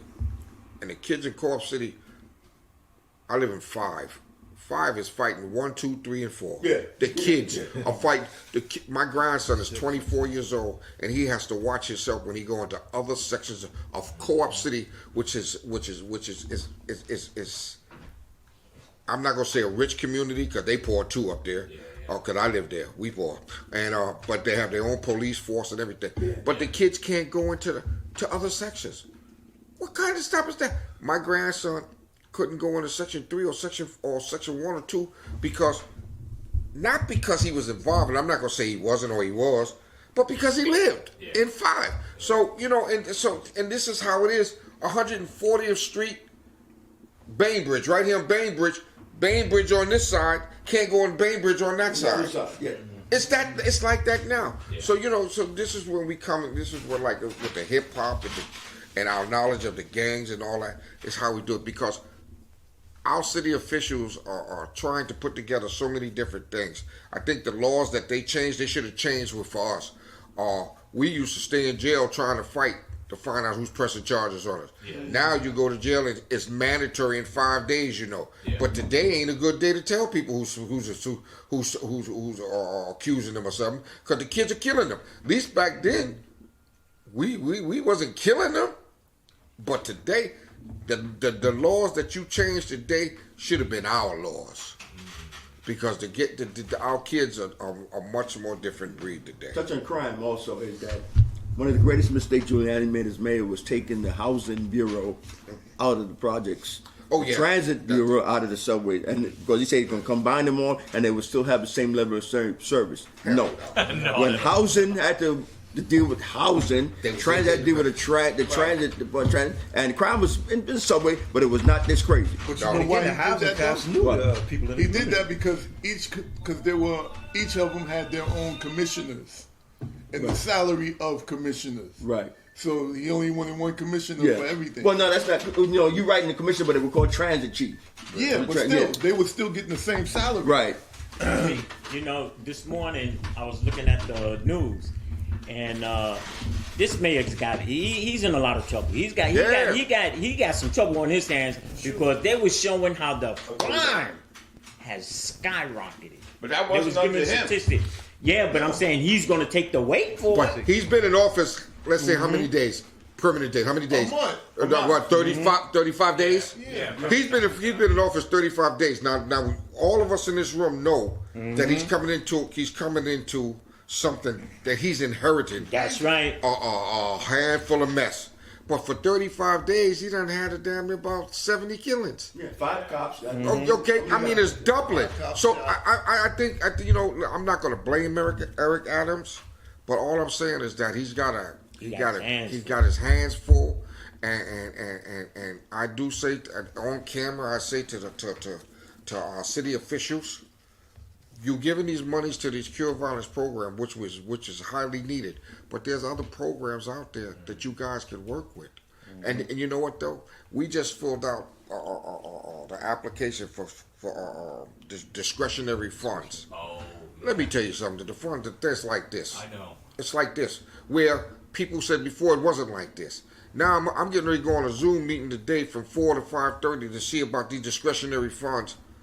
They want things that.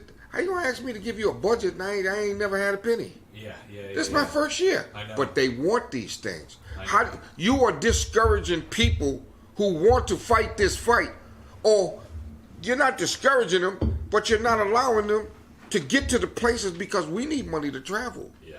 You know, and this is deep.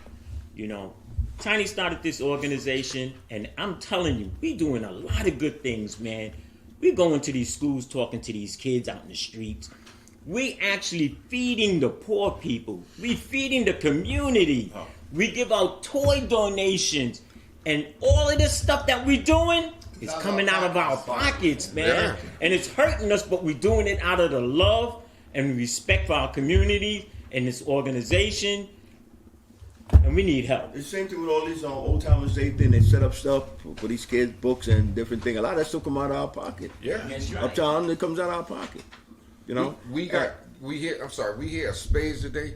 We got spades all over doing. Let me tell you something. Brother Raleigh, very educated, professional. Brother David, professional. Michael's a professional. Even a wild man professional. I'll get there.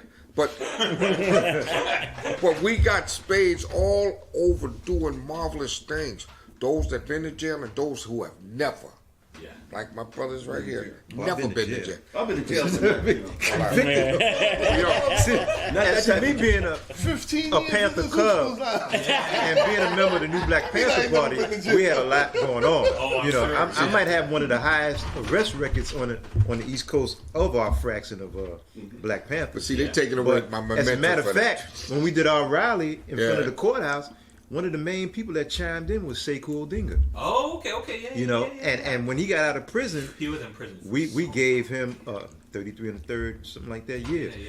We gave him a homecoming reception and everything, you know, and that's where the guy Joe you was talking about, I think he was there. We'll get his name later. Yeah. But this is where we all coexist. Pam Africa, Yeah, you know, Pam Africa all these people from Move and stuff. So we all still working together in different formations, Yeah. but the common goal is to bring back our community. Because in the word community is unity. Is unity. You know, Yeah, so you yeah. can't get away from that. And in the word truth, there's a word hurt. Some people are hurting to tell the truth. Yeah. Some people got to tell the truth, and, like but it it's hurts. gonna hurt. Yeah. So, It's like what I mean, I've been next Wednesday morning. People are taking me a tour of St. Mary's Park to see all St. Mary's? the works, the heroin stuff. Oh, yeah, yeah. All Yeah, over the yeah, park, yeah, yeah. encampments of homeless people. Because with the gentrification, everything has been pushed north into the Right. hub and St. Mary's, and school kids be walking over like addicts and works. And But stuff. you know what? I'm sorry. That's the safe zone, though. Yeah, but you know what that's like? That's like Patterson. That's like 18 Park. Right now, because right now they have to clean up. One of our sisters was from the Zulus. Forgot her name, but they do a lot of the training with the Oxcon things and things like that. And right now they have to go through that park, St. Mary's, right there near Patterson. I mean, 18 Park. Yeah, Park. Sorry, not St. yeah, I know Mary's. 18 Park. 18 Parks. They have to go through there every day picking up needles. Yeah, That's you what know this something? woman. I have pictures of all the stuff. So she says, "We're taking you on a tour of this." You know, it's crazy, but I just recently deleted some pictures. And the pictures that I deleted was, one day I got on the train station, and I thought maybe it could have been a fluke, but I've been noticing it's there all the time. 125th Street, 135th Street. I get on the train station, and I see all the addicts hanging out in there. And I'm like, damn, I wonder what the hell's going on. What's happening here? Because the regentrification, I was shocked that that's still, happening. And to make a long story short, I'm stepping on stuff, and I'm going, what the hell? And I look down, I'm not exaggerating. It was needles all over the platform, needles down on the tracks, and I just couldn't believe it. I said, wow. And they doing all this regentrification. I wonder if they know what's going on down here under these subways, Yeah. That's why the program they're coming up with now is that they have places where you can go and shoot up. Well, yeah, they still fighting about it, but Yeah. it's And when you better get than knocked out there along on the street. and you Yeah. can test for fentanyl in the drugs. Let me tell you something. Before I cut you, did you hear anything about a new drug that's more powerful than fentanyl? I heard something. I'm gonna about find it. It that. says something that's 10 times fentanyl, but I'm gonna check it Oh, I out. heard about it. I don't remember what it's called. Shoot, Yeah. fentanyl is killing you. Yeah, but they say something tougher than that. Wow. They're coming up with. And one more thing I wanted to say. On 149th Street, I couldn't believe it. All the way in the front of the station. Yeah. All the way in front of Exactly the what I'm front. They literally was shooting up.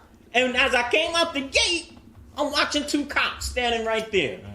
And in the meantime, they up on the platform. You know how they have them boxes, them big boxes. I don't know, they Utility- dump stuff in utility them or boxes. something. Yeah. And they sitting up there. You see them cooking it up and stuff. And I'm like, oh shit. But You know what I'm If saying? he think that's something, let me tell you something. On 125th Street, Lenox Avenue, right there was Sylvia's, Red Rooster, all of our upscale restaurants where we have tour buses come in. I kid you not. I'm standing there one day waiting for the bus to go to 145th Street. They sitting right there at the bus stop smoking crack, K2, whatever. And the police cars going by. They not budging. And this is what I'm trying to say. You know why that is, right? Whatever reason it is, this is 125th Street. Sylvia's right there. Red Rooster That's history Red repeating Rooster itself. is right there. You understand? How in the hell do you have hands this? are tied. That's history Right. repeating itself, because back in the 80s, when the crack epidemic was really heavy, you'd have long lines. I'm talking about Harlem, because I'm from Harlem. You have long lines from one block to the next, around the corner, with cats coming to cop. Remember you had a dust And the cops would drive right by. It was like the norm. You One know of what I my mean? students. He grew up near St. Mary's, Cypress Avenue. He drew a picture of 40 different spots where crack was sold, renting from the local drug lord for $1,000 Yeah. a week, a block from the police station. Oh yeah. And he said of his 7 friends from junior high school, 5 were dead or in jail. He somehow ended up in Florida. I still touch with him, Marlon Molina. But you know, it's You know, Go and ahead, it's Greg. funny because there's an elephant sitting in the room, but nobody wants to speak on it. And you know who that elephant is? You know, the police is behind a lot of that stuff too, Yeah. and getting paid.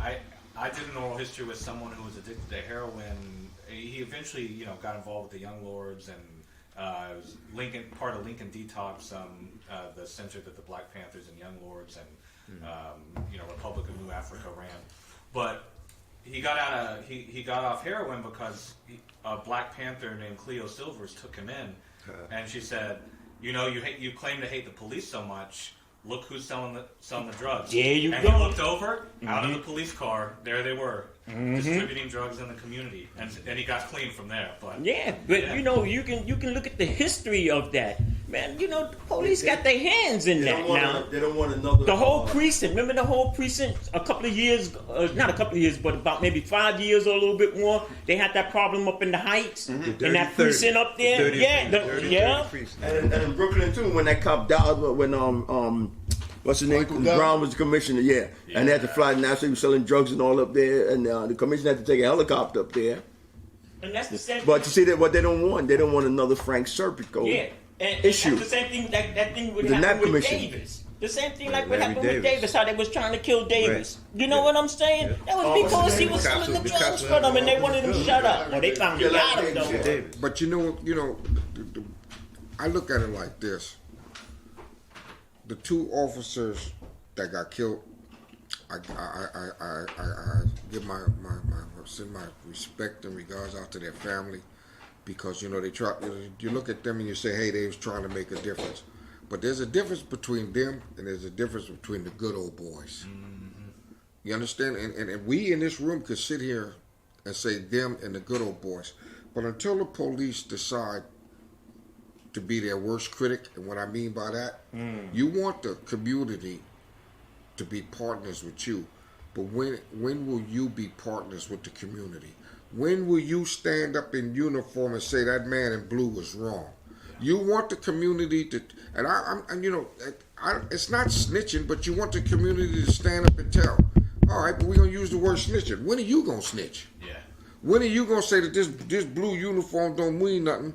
He's wrong. But not only here, but across the states. yeah, When do you stand up and say, hey? Now we got a lot of police that march when George Floyd was killed, and a lot of police took knees. I love that, because you know what though? They was, you know, whether they mean it or not, they was showing the community that they sympathized with that killing and it was wrong. But we have people long before George Floyd, and we still got people now. We still, when are you, the police, when are you gonna say, yo, you're wrong? Yeah. When do you police in blue stand up and say, hey, police, you was wrong, man. That's wrong.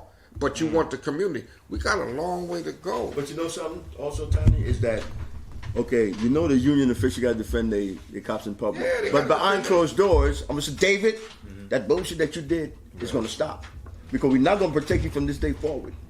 So either get yourself together or whatever. We got to defend in the public, but behind closed doors, Right. we're going to have a problem. You keep And there's doing been a it. few You know- sacrificial lambs because Yeah, of they course. prosecuted a couple of them. Yeah, And it's just to yeah. make You the know- picture look good. Oh, you But always meanwhile, got to have on a... all the killings YouTube, continue, I was right. watching on YouTube, and on YouTube they had this rookie cop, a woman, and she seen one of her officers doing something foul to a guy, Yeah, and she grabbed him to slow him down. You know, hey, you know, blah blah blah. Man, that cop turned around, man, and almost choked her out. yes, yeah, I believe it. Okay, now It's you know, crazy. You know what the Greg Floyd thing? Yeah. The rookie cop, there was a rookie cop there, and he told Chauvin, we should put him in a prone position now. We got him. He's not going anywhere. Why you keep having that? And when the paramedics came, the paramedics yelled at him to get off his neck. Yeah. Okay? They tried to say that it was because of the fumes from the car. But if the fumes was bothering him, it would bother Chauvin because your face is right there. And those cops could have stopped him. Right. Yeah. Nah, That's they another could thing. have said, all right, enough is enough. Enough is enough. Get up off him now. Enough is enough. But they didn't do that. That's why they got in the same predicament. They're losing their job and everything. Even the rookie cop, they tried to do the right thing. But that was a strain, though. That's the most senior officer. A lot of them go with the most senior officer doing whatever he's doing because they don't want to, and even though they know he's doing wrong. Right. But that's what I'm saying. That's the problem. That's what I'm saying. When are you gonna stand? When are we gonna stand up? And okay, like we said, we seen this thing with George Floyd. I was really amazed that the cops was taking a knee with the protesters and stuff like that, because you don't see it, and black cops too. Yeah. I loved it, but how many more people after that today here in the Bronx? They're shooting the people in the back. You're not standing up. The community will stand up with you when you stand up with the community. But you know. But also, I don't like it when if a cop do something wrong, being able to protest that. But if a baby gets shot in the park, nobody says nothing. No. Nobody says nothing. And there was a shooting on Valentine Avenue, maybe last year or early in the year, late last year, run from the 46th precinct. This guy was hanging out with his friends doing hookah. They got in an argument. He pulled out a gun. His father took the gun away from him. Went across the street. He went and came back across the street. Took the gun from his father. First of all, I take a gun from my son. You're not getting that gun from me, pal. I knock your head off. Goes back across the street, starts shooting at his friends. 2 cops coming off duty. You see it on camera. They said, drop the gun, drop the gun. Even though he fighting them, still young, drop the gun. Then they shoot him in the stomach, and he fell by the car. His father picks up a gun and starts shooting at the cop. Oh yeah, I seen that. Yeah, I seen that. And his father is 44 years old and been arrested 96 times. So that means from the day you was born, you've been getting arrested.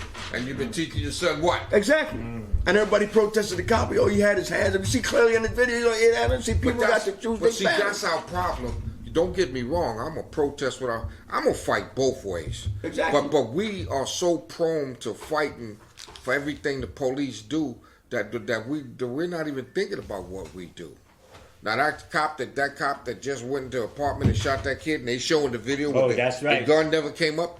First of all, they used the key. First of all, they should have had a goddamn shield, like everybody else, to deflect the shit, to deflect the bullets.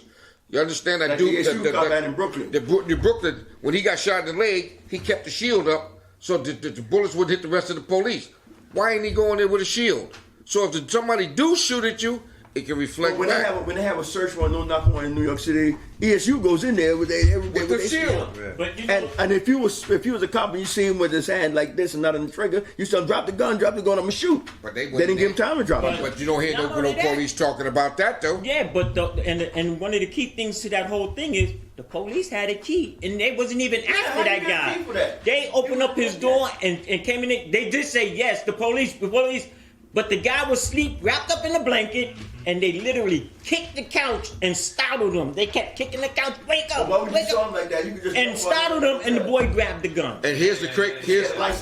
But he had a license for it, and the boy wasn't no trouble kid. I mean, who wouldn't do that? You fucking sleep, and somebody walks in your apartment or the house you in and kicking the couch. It's gonna startle you. But here's the crazy thing about it that I heard last night for the first time. Since George Floyd, they're supposed to put a stop to it. The governor was The governor was on TV saying we were going to dismantle this unit. We're no longer giving no knock warrants. And they still do And it. they've been still doing it. Yeah. So what he did was get on TV and lie, like they do all the time, just to satisfy the people. But like I said, that's neither here nor there. We got a lot to do. We got a whole lot that's going on. And back to your question. A lot of this stuff is like with St. Mary's. We were alienated, but we're not alienated today. But our kids are alienated because you got Jackson, Mitchell, Millbrook, Patterson, Moore, Mott Haven, Melrose. I think I named 5 or 6 different areas. Only one area can go into that center. Yep. The kids can't go to, and St. Mary's has a wide range, a variety of programs that's run by former gang members. Yeah. That's run by former gang members. But nobody from Patterson is going to dare go to St. Mary's. Well, Patterson might, but you got a lot of problems from Jackson. Then, and you see, really right now, a lot of Beekman houses, which is right across the street. Yeah.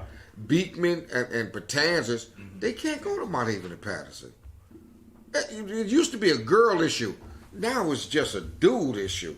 It's just a area where you live at issue. Yeah. Girls can't go, boys can't go, and you even got grown men like me. Sometimes I can't even go in different areas. You got grown men. I was up on the 222nd Street, dude looking at me. Kept looking at me. They ain't saying it to me. They kept looking until the brother or one of Dynamite's brother came across the street and shook my hand. They looking at me like, "Yo, go ahead on. We gonna get you in a minute. You know, who you? What you doing here?" And it's a serious issue because the crime rate is off the hook. It's uncontrollable. But here it is. Our kids can't. You talking about giving them something to do. What you gonna put $1 million in this area, and you ain't gonna have $1 million here and $1 million here? Right now, up where you at, up at Eden Wall, they just opened up, what's that, a YMCA? YMCA. They just opened up a YMCA. But how many kids is gonna go in there? Yeah. How many? Okay. And you got 2 centers there. Yeah, but how many kids Right. gonna go in there? That's the Is it Eden Wall utilized? section. Yeah.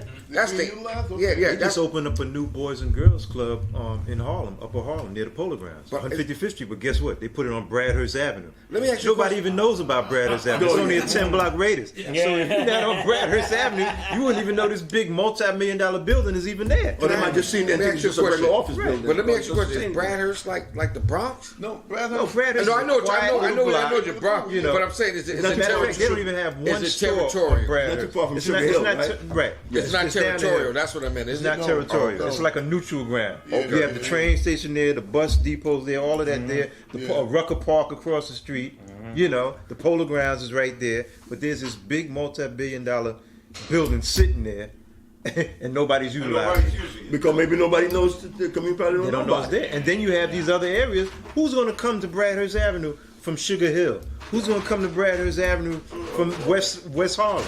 true. And they put this place So you all the way there. want a mini sink townhouse? Menacing, that's a few The Ministers on 140. minutes, I grew up in. 141st Street. I watched them build 143rd. Minister Avenue, 142nd Street. So on the corner of That's what we call 142nd. it and all that stuff. Yeah, but I watched them build Minister. But let me That's ask why I you a took question. judo from there. This bothers me. They want to bring back, okay, when the pandemic, they were letting out, people had bail, they were letting them out. Yeah. Now, me using my sense, I said, I got $100,000 bail, and then you rescind my bail and I get out, I'm going to try to not go back. But people's getting out and going crime because they saying corona. And then one judge got tired and they got mad at him because one guy, the lawyer was saying, well, they got corona, he can't go to jail. He said, we let him out for corona, he didn't care, so now he's going to stay in jail. And they want to bring back punitive segregation. Right. You know what I'm saying? They want to bring those things to Bing. You didn't want to go to Bing when you was in jail. I tried to be good as hell in jail. But just to go, but then they want to bring them back because correction officers, then you had correction officers, like you said, were young, and some of them was actually gang members because they were so desperate for correction officers, and they were bringing drugs in there and all that stuff. How you get past that and bring the drugs into the, but that's been happening for years. But they just started visits now.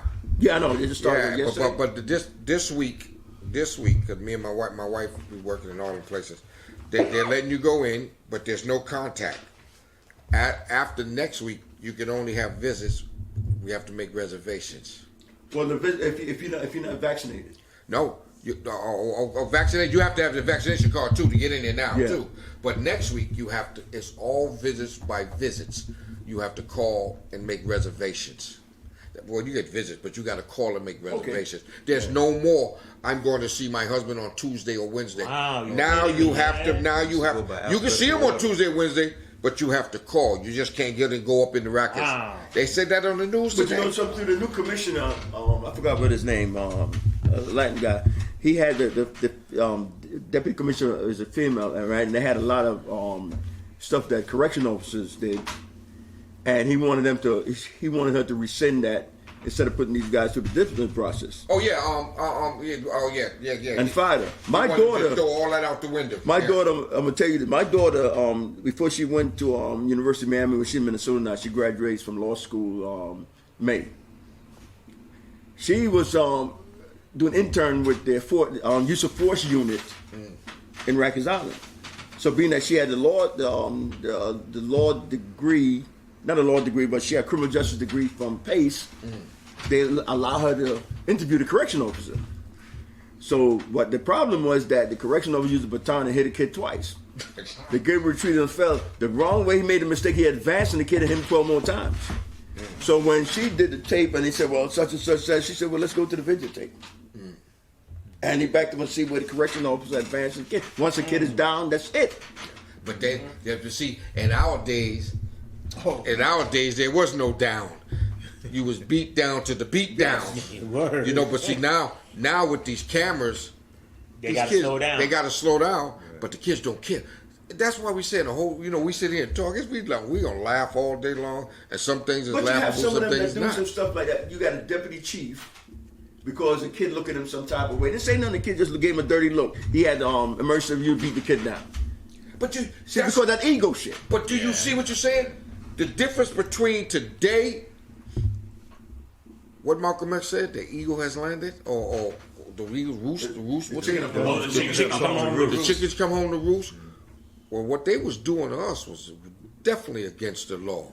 They was beating us down because we looked wrong. Yeah. It wasn't because our pants was down. We didn't play that back then. You remember They was Arnold? beating us. Arnold worked. We worked there when we was there, Yeah. but he didn't abuse a lot of people.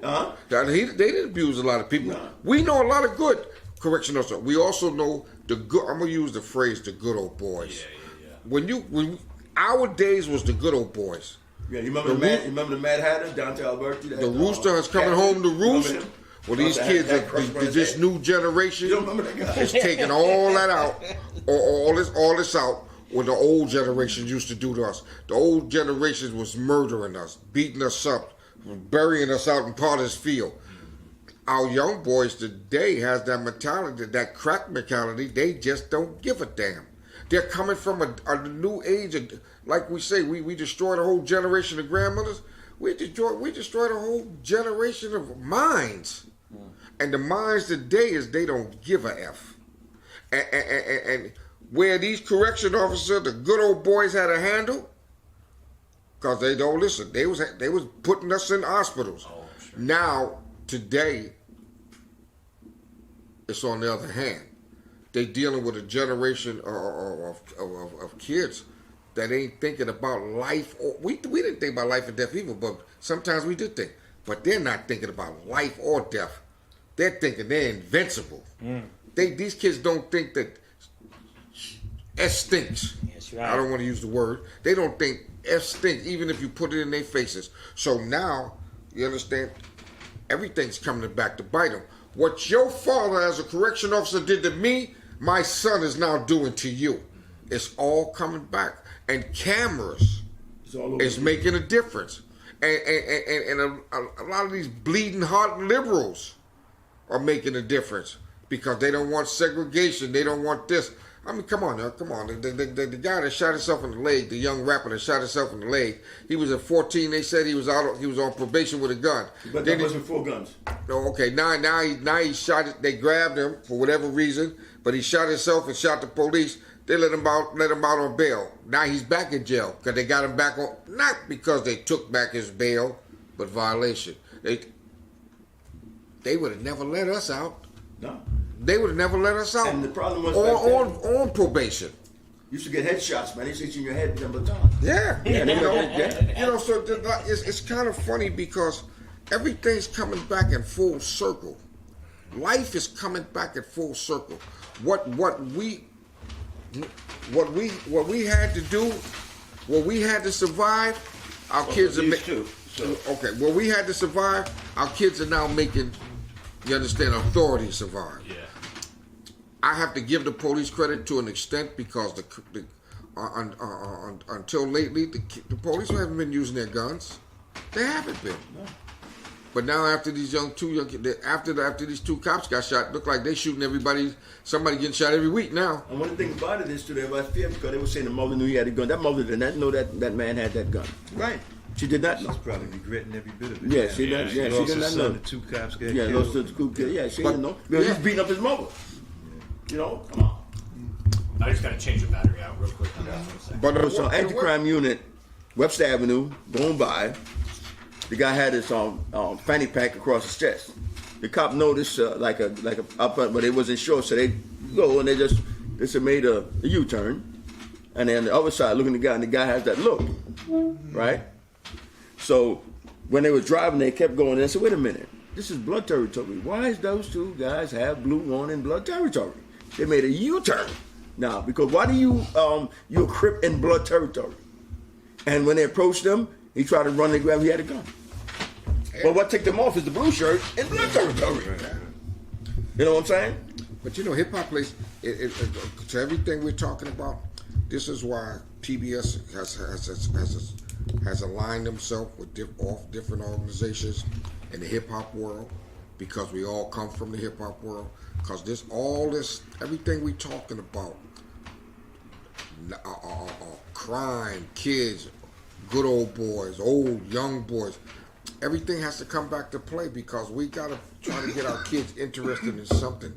And well, let me tell you who's on the case in this. Is I work pretty closely. There's a very big African immigrant community in the Bronx, and their kids are victimized by this crime a lot, because African immigrant kids. Okay. Because they're still in that mentality where the parents are very on top of the kids. Right. They work in school. They go to the mosque. And those kids are catching hell. It takes a village. Yeah, and I'm in touch with some of the imams who are concerned with all the issues that you're talking about. So if you want me to be in touch with this guy, Sheikh Musa Drama is the most important Islamic leader. Sheikh Musa Drama, we're gonna be with him tonight. Okay. And, okay. And I'm part of Chester Town. I'm part of the Bangladesh. Oh shit. The Yemen, Okay. and the African brother Maury Maury's the Say president. hello to Sheikh for. Yeah, we're gonna be with him tonight. He has an event tonight. Yeah, I know. Okay. Yeah, but Okay. we so are you're already on the case. Oh, we Okay. we are with the Africans, the Bangladesh, the Yemens. When the Bangladesh, the Yemens just had all these killings in Brooklyn and all that, they came and got us and we spoke. Yeah, because there's a little Yemen in the Bronx now. Yeah. They just opened up. They just opened up office. Yeah. And Okay, so that's great that you're already on the case. Because our T-shirt says it takes a village. Right. Okay. This is who we are, but our T-shirts is what we represent. Yeah. It takes a village and stop the violence, and that village is every community, and that's why we align ourselves with every different. I'm not gonna say organization, every different community in the Bronx, because our Bronx Borough President, our DA, they only align themselves with these people when it's time for votes. But you have to align yourself with these people. Now, right here on Fordham, right here on 161st Street, we had the brother from the Dominican Veteran Association. Okay. They was with us. So we have a lot of different organizations that when I call out, I reach to, that I have been in line with the organization. Not me. Our organization have been in line with, because in order for this, it takes a village. Then we got to have the village. Not just a few black people and a few Puerto Rican people stand up on the steps, you understand, behind the politicians. You got to have every community. That's right. Every community, you understand, cultural, that represent this borough. I ain't talking about the city, I'm talking about this borough. When we stand up on the steps of the South Bronx, then you need to have every culture standing with you. You understand? Because that's the only way that we gonna make a difference. You know, so we align with all of Musa. Yeah. We've been with Musa for 4 years. I could not have done half the things we done without Musa. We're getting ready to start our public safety. I think I told you last time. We host our public safety dinners. Yeah. I'm gonna get in touch with you guys, because I want to take one to Bronx Community College. We started in 17. We only stopped in 20 because of the virus. Okay. Yeah. And I hope to have my first one next month, March 4th. When we leave here, I'm going to meet somebody over there on wherever he at, healthcare center, and we're going to talk about doing our first public health center, where we bring in the community, politicians. But I'm going to make it a little different. I ain't going to tell it on camera, but I'm going to do it a little different, because I'm going to bring in resources now. We need a lot of resources, and we need a lot of help. Before, we was just bringing in pastors, community leaders, captains, or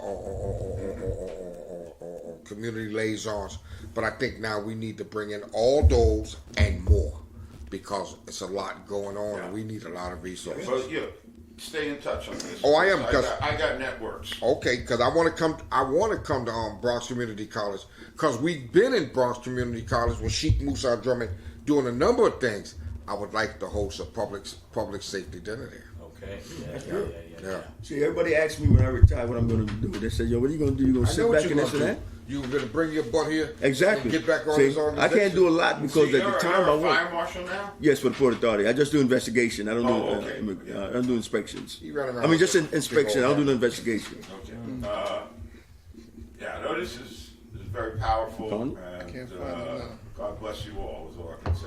You know, shit, it's rough out there.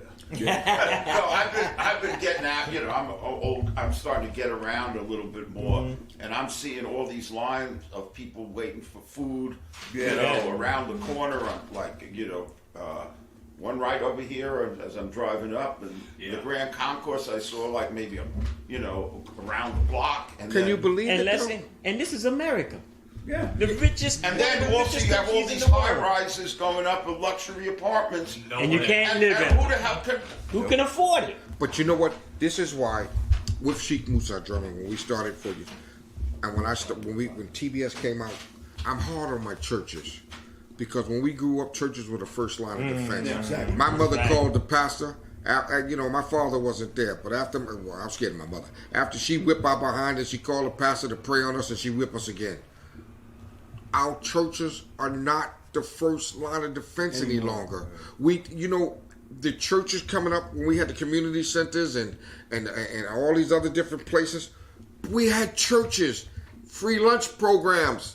We had churches, and let me tell you something: the breakfast program. But even if they had volunteers, and they can't tell me it can't be done unless it's a money thing to buy it. They had volunteers come in and put the peanut butter and jelly sandwich, the bologna sandwiches together, ham and cheese together. They didn't get no funding. They might have got funding to buy it, but they didn't get the people volunteered to come in and make so that we was out there playing basketball. We had the boxing, and they give us a juice. We don't have these things no more.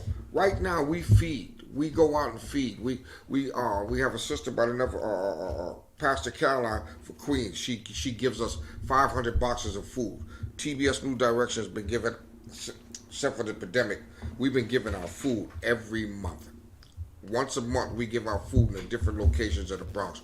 We have a homeless program that our brother Charlie, Black Spades, is the director of 4 or 5 different programs. Still a Black Spade today, and the only reason why he ain't here today because we ain't called him. Because he's an original B-boy.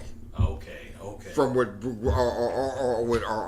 Bada and them. Yeah. He's original B-boy. We give our food in his shelter, Bronxworth. We give our food. He's the number 3 director of Bronx. Yeah. Bronx works. Yeah. Okay. Once everything that I'm saying to you now, we're gonna bring back into existence this year because everything's going down. We're gonna go back to the shelters and we're gonna feed.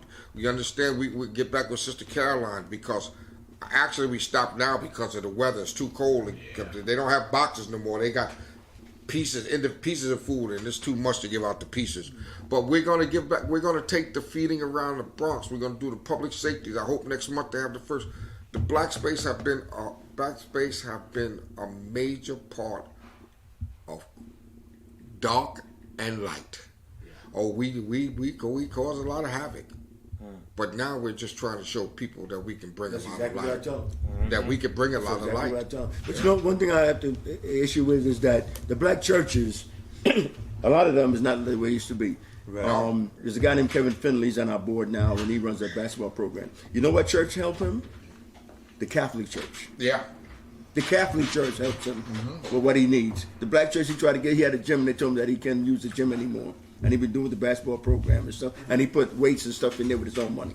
But there's no But they say reason can't why use no more. the black churches can't get involved, or any Exactly. church. Any Because, church, I mean, period.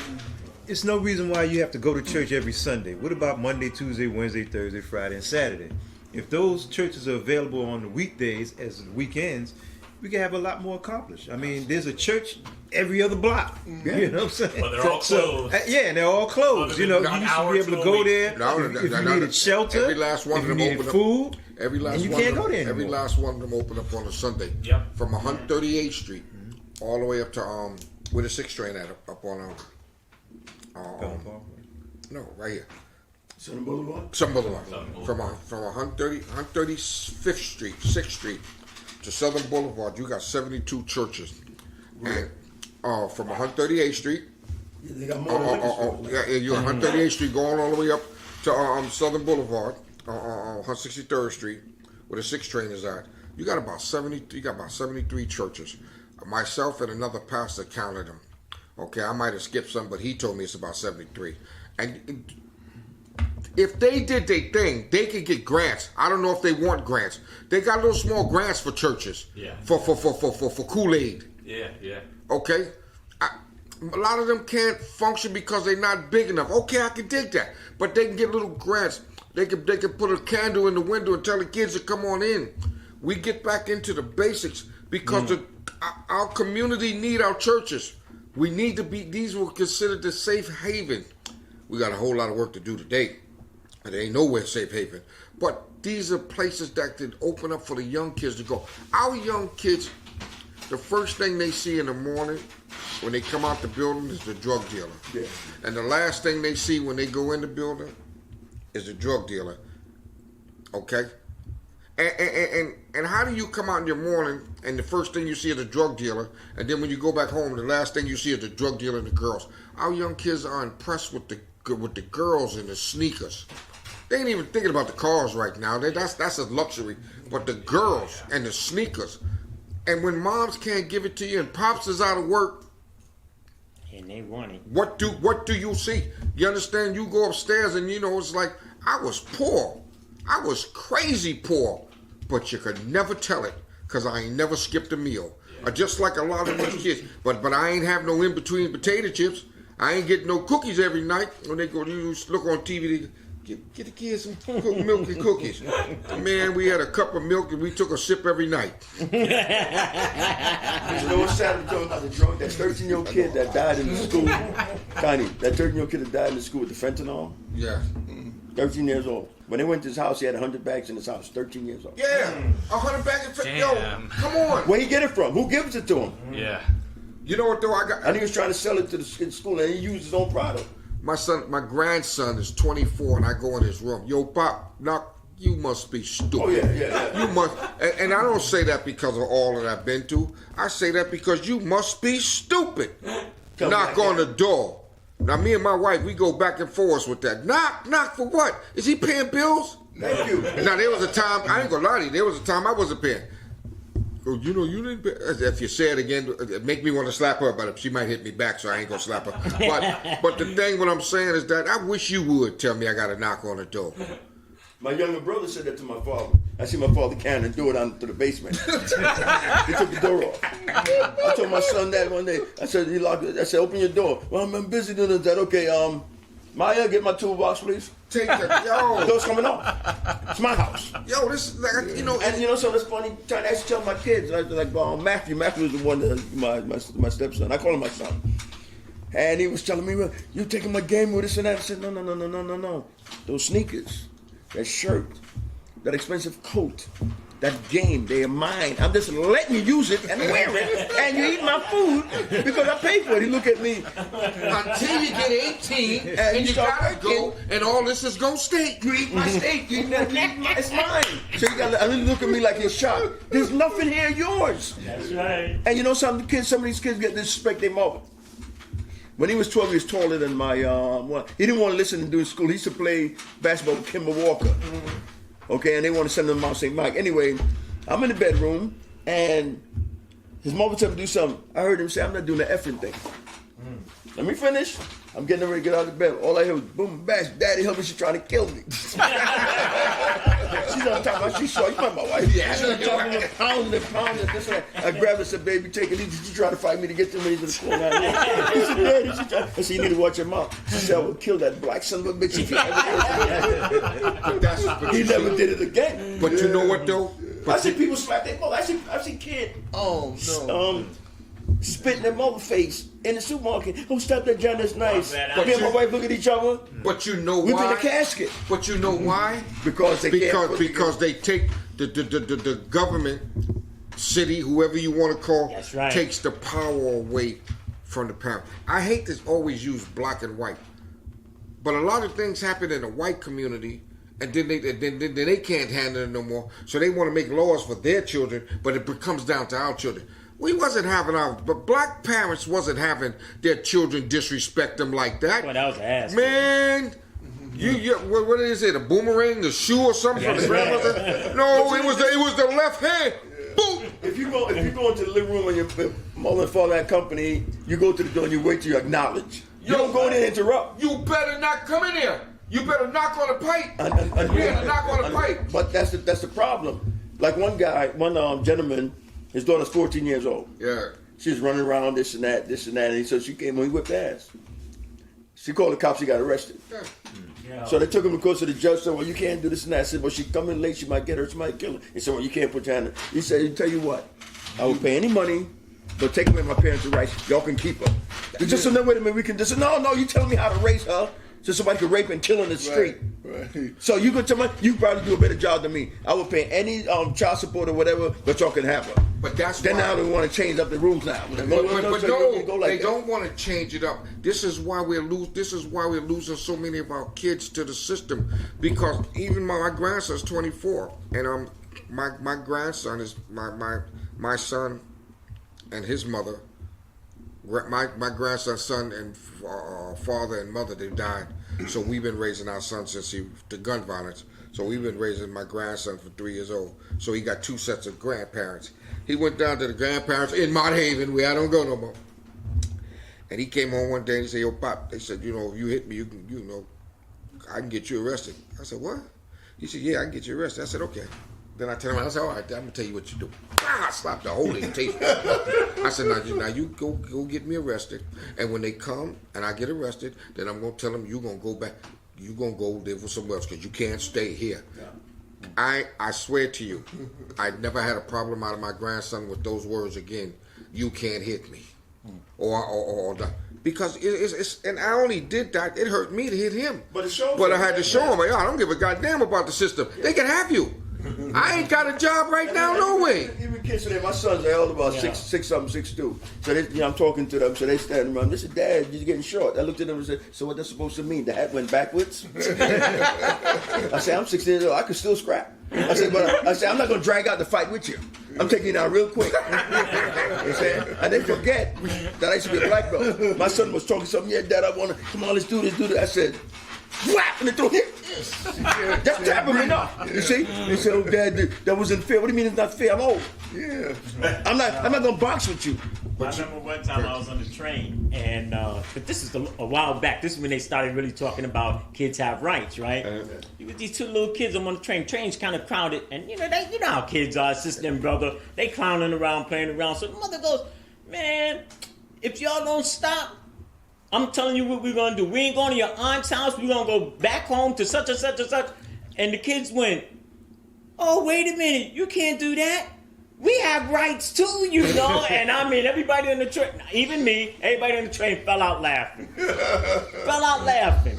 They hear these little kids talking about, oh, but we got rights too. Yeah, they didn't put it all in our kids' heads. Just like the bus that goes across 42nd Street. I'm the bus. I wasn't driving this. I'm taking the bus from work. So there was this kid acting up.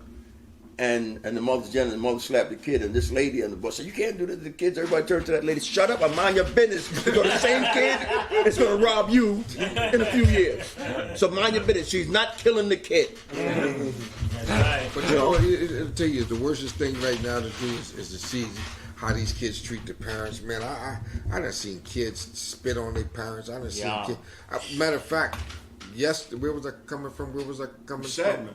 No. Yesterday I was coming from the supermarket, and the little girl was, and I had the potato chips, and the little girl told the mother, this is yesterday, I want the potato chips, and I think it was an African family, because I heard from their voice, and she said, no. And the little kid said, I want the potato chips. So she grabbed her hand, they went out, and I'm behind them, walking down a little ramp to go to the building. Little kid turned around and kicked the lady, and said, didn't I say I want potato chips?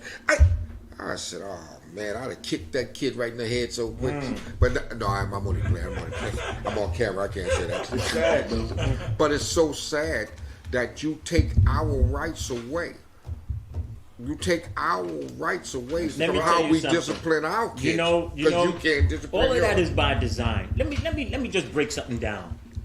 If you can't discipline your kids, who gets to discipline your kids? The goddamn police. And what they do? Collection officers. Where they end up? In jail. Yeah.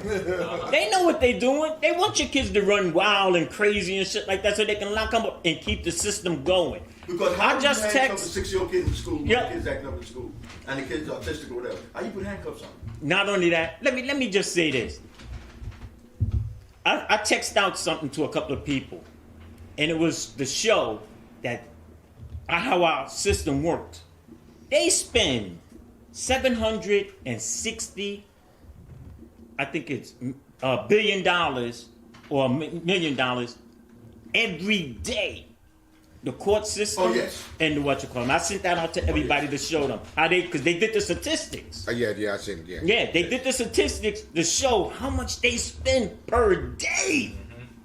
Per day. To keep people in prisons. To keep people in prisons. But you know- and to lock them up. At one time, you could learn different skills in prison. Remember, they took that away to bring that back Yeah, now. yeah. Okay, why would you want somebody in prison and you can't give them a skill? Okay, they couldn't read when they was out here running around. So you give them a skill so when they reintroduce society, they would have something. Right. They were trying to take that away. Oh, I forgot what governor was in New York State was taking that away. They took Eyeglasses. schools out. They took the schools out, the colleges and stuff like that. Yeah. Because they want you to come back. Because The people were system saying is that, why working they going for to them. college for free, this and that. You're trying to get them so they can be reintroduced to society because if they can get a job, they would contribute to the tax base. But you know what they should bring back? Should bring back, and I've really been sitting down thinking about it because this would help a lot. I'm telling you, I truly believe this would help a lot of black, brown, white, whoever children. Take away the GED from going into the army.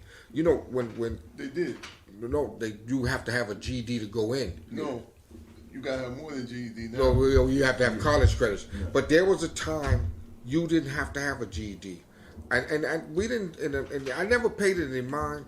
But not until black folks start taking advantage of this institution that they raised your score. Just like correction, all you needed was a GED. High school diploma with A high school, your GED, high school.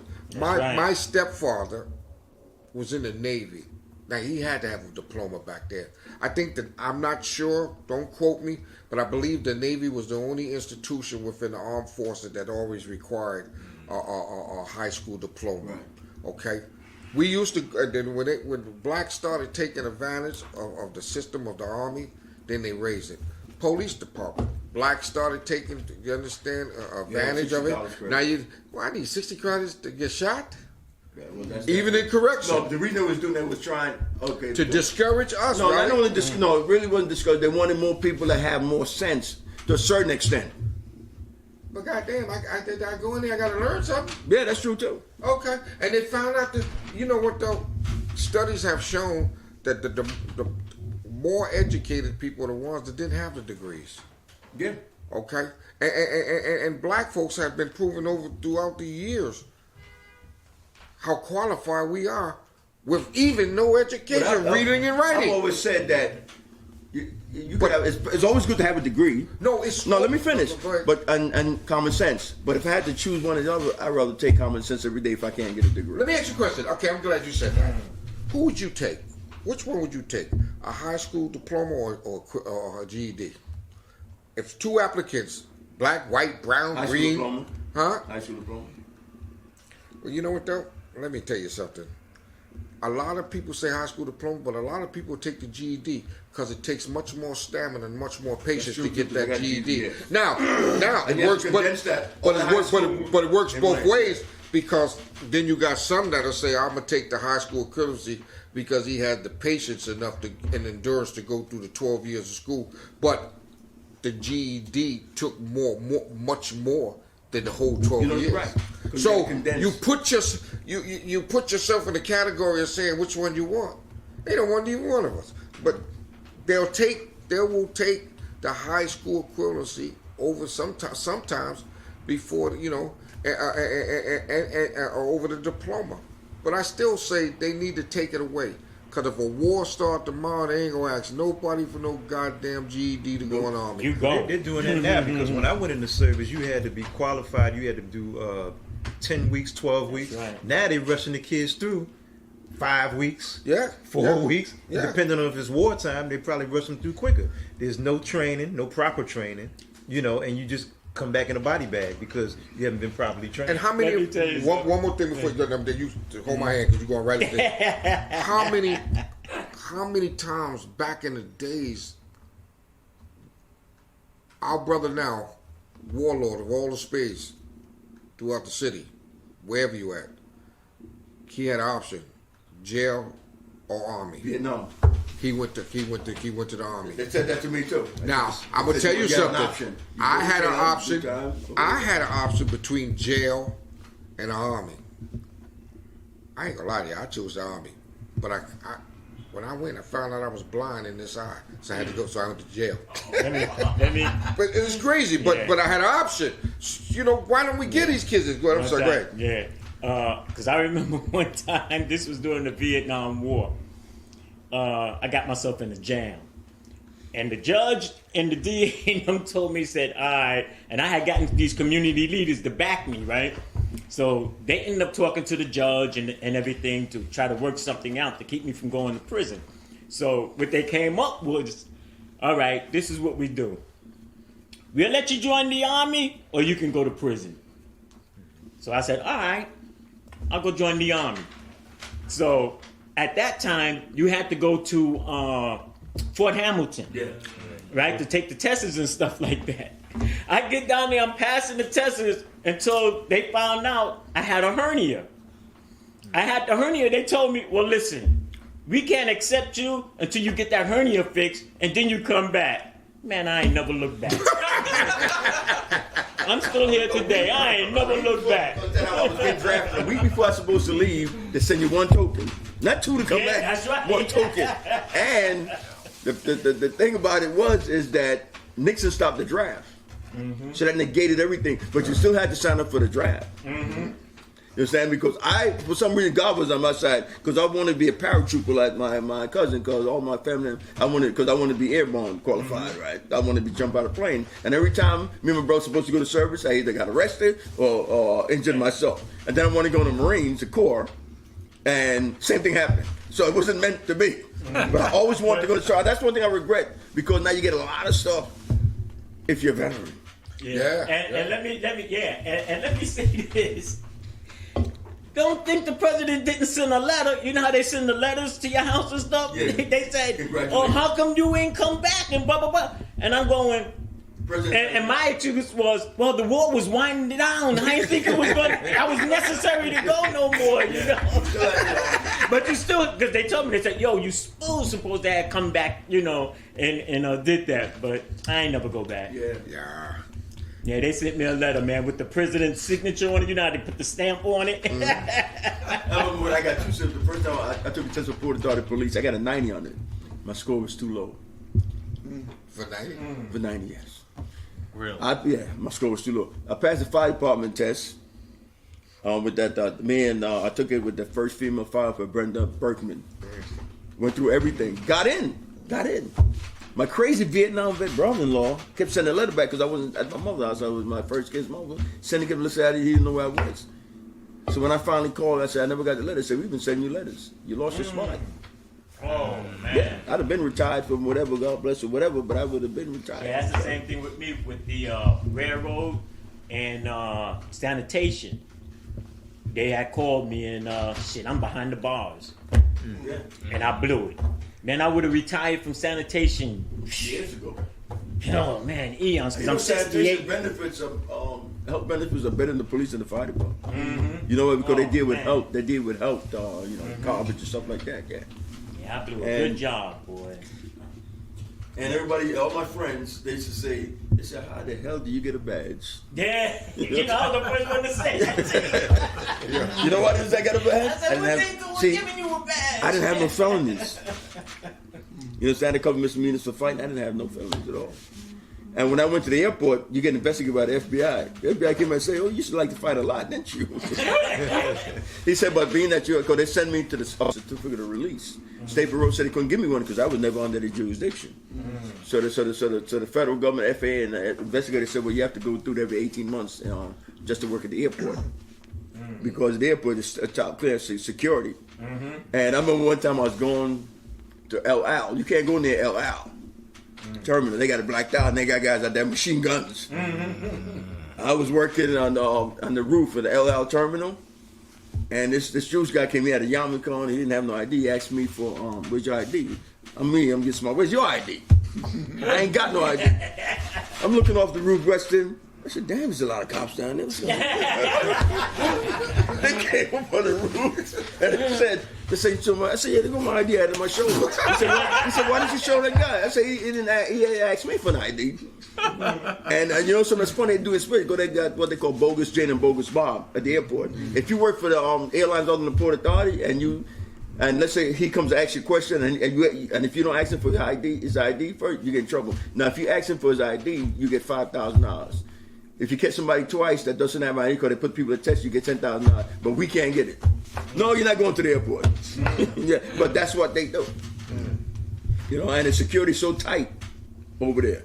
Yeah. You know, I remember 9/11, man. It was like we had to show ID and my driver's license because I had border patrol and everything at Kennedy Airport. Well, you know, before, and it's funny you brought that up because before 9/11, it was so loose to get jobs. You could work security, anything without security checks and things.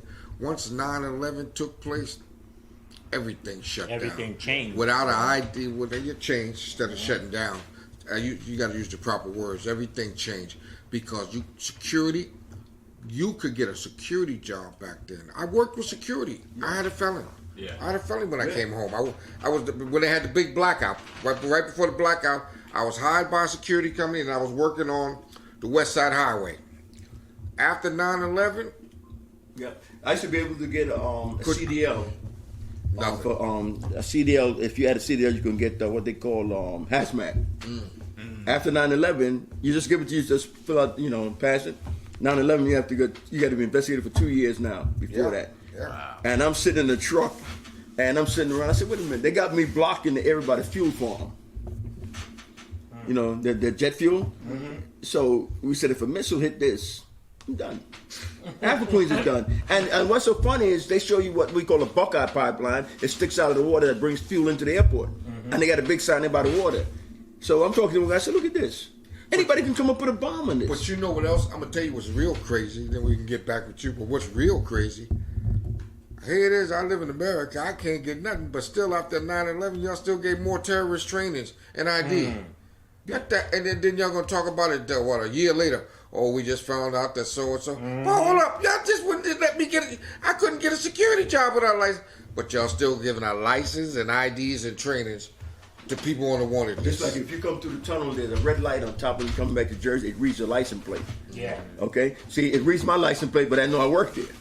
If I go to the event building, my picture comes up, and it comes up in Homeland Security Computer in Washington. They do? Yes, it does. You know what I'm saying? Because I have access to the event building. Oh, Let me tell you something, man, and I tell this to everybody, and I mean this.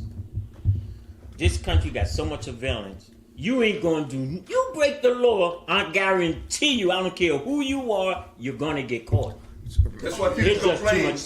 complain about getting Surveillance. shots. I don't want the government to track me because they got chips in there. They be tracking You me. already- They on. You already Then tracked. you got your birth certificate, Thank your driver's license. You all We've been belong getting to the shots state. since we was And babies. then you carry this around too. Right. But Yeah, do it. that's the main thing. Oh, You know. do you understand as soon as we finish this interview and we walk down this way to get to the car, every camera right across the street in here How you think will they catch follow these us guys to the to do a car. crime? That's right. They track them for And blocks. off the subway, you do something in Harlem and get off in Brooklyn, unless you change your clothes and stuff, they see The where one you that get shot off at. that God bless her, that young lady in the Popeyes. Yeah. They tracked him all the way to Brooklyn, Yeah, yeah. and then when they knocked on his door, Yo, Do you're a not bang. gonna do a crime and not get caught. You Yeah. break the law today, I can guarantee You may not get- going to get you. you might. They might not get you right Right away, away, but but they're gonna get you. you do a You're gonna crime, get caught. you coming out the subway, and this is what they do. Hello. Okay, They stand at the camera. you take us back. Can you see me? All right, let's see. Yeah, okay. Well, I think we're a little past 2 hours. I don't know how y'all are feeling as far I'm as. all right. Listen, we good. Mark, Mark? what do you think? I mean, I don't think we ever answered this question about hip hop. He went into Yeah, yeah, kind we of need to straight go. up. Look, this is. Come on, take us where you want to take us.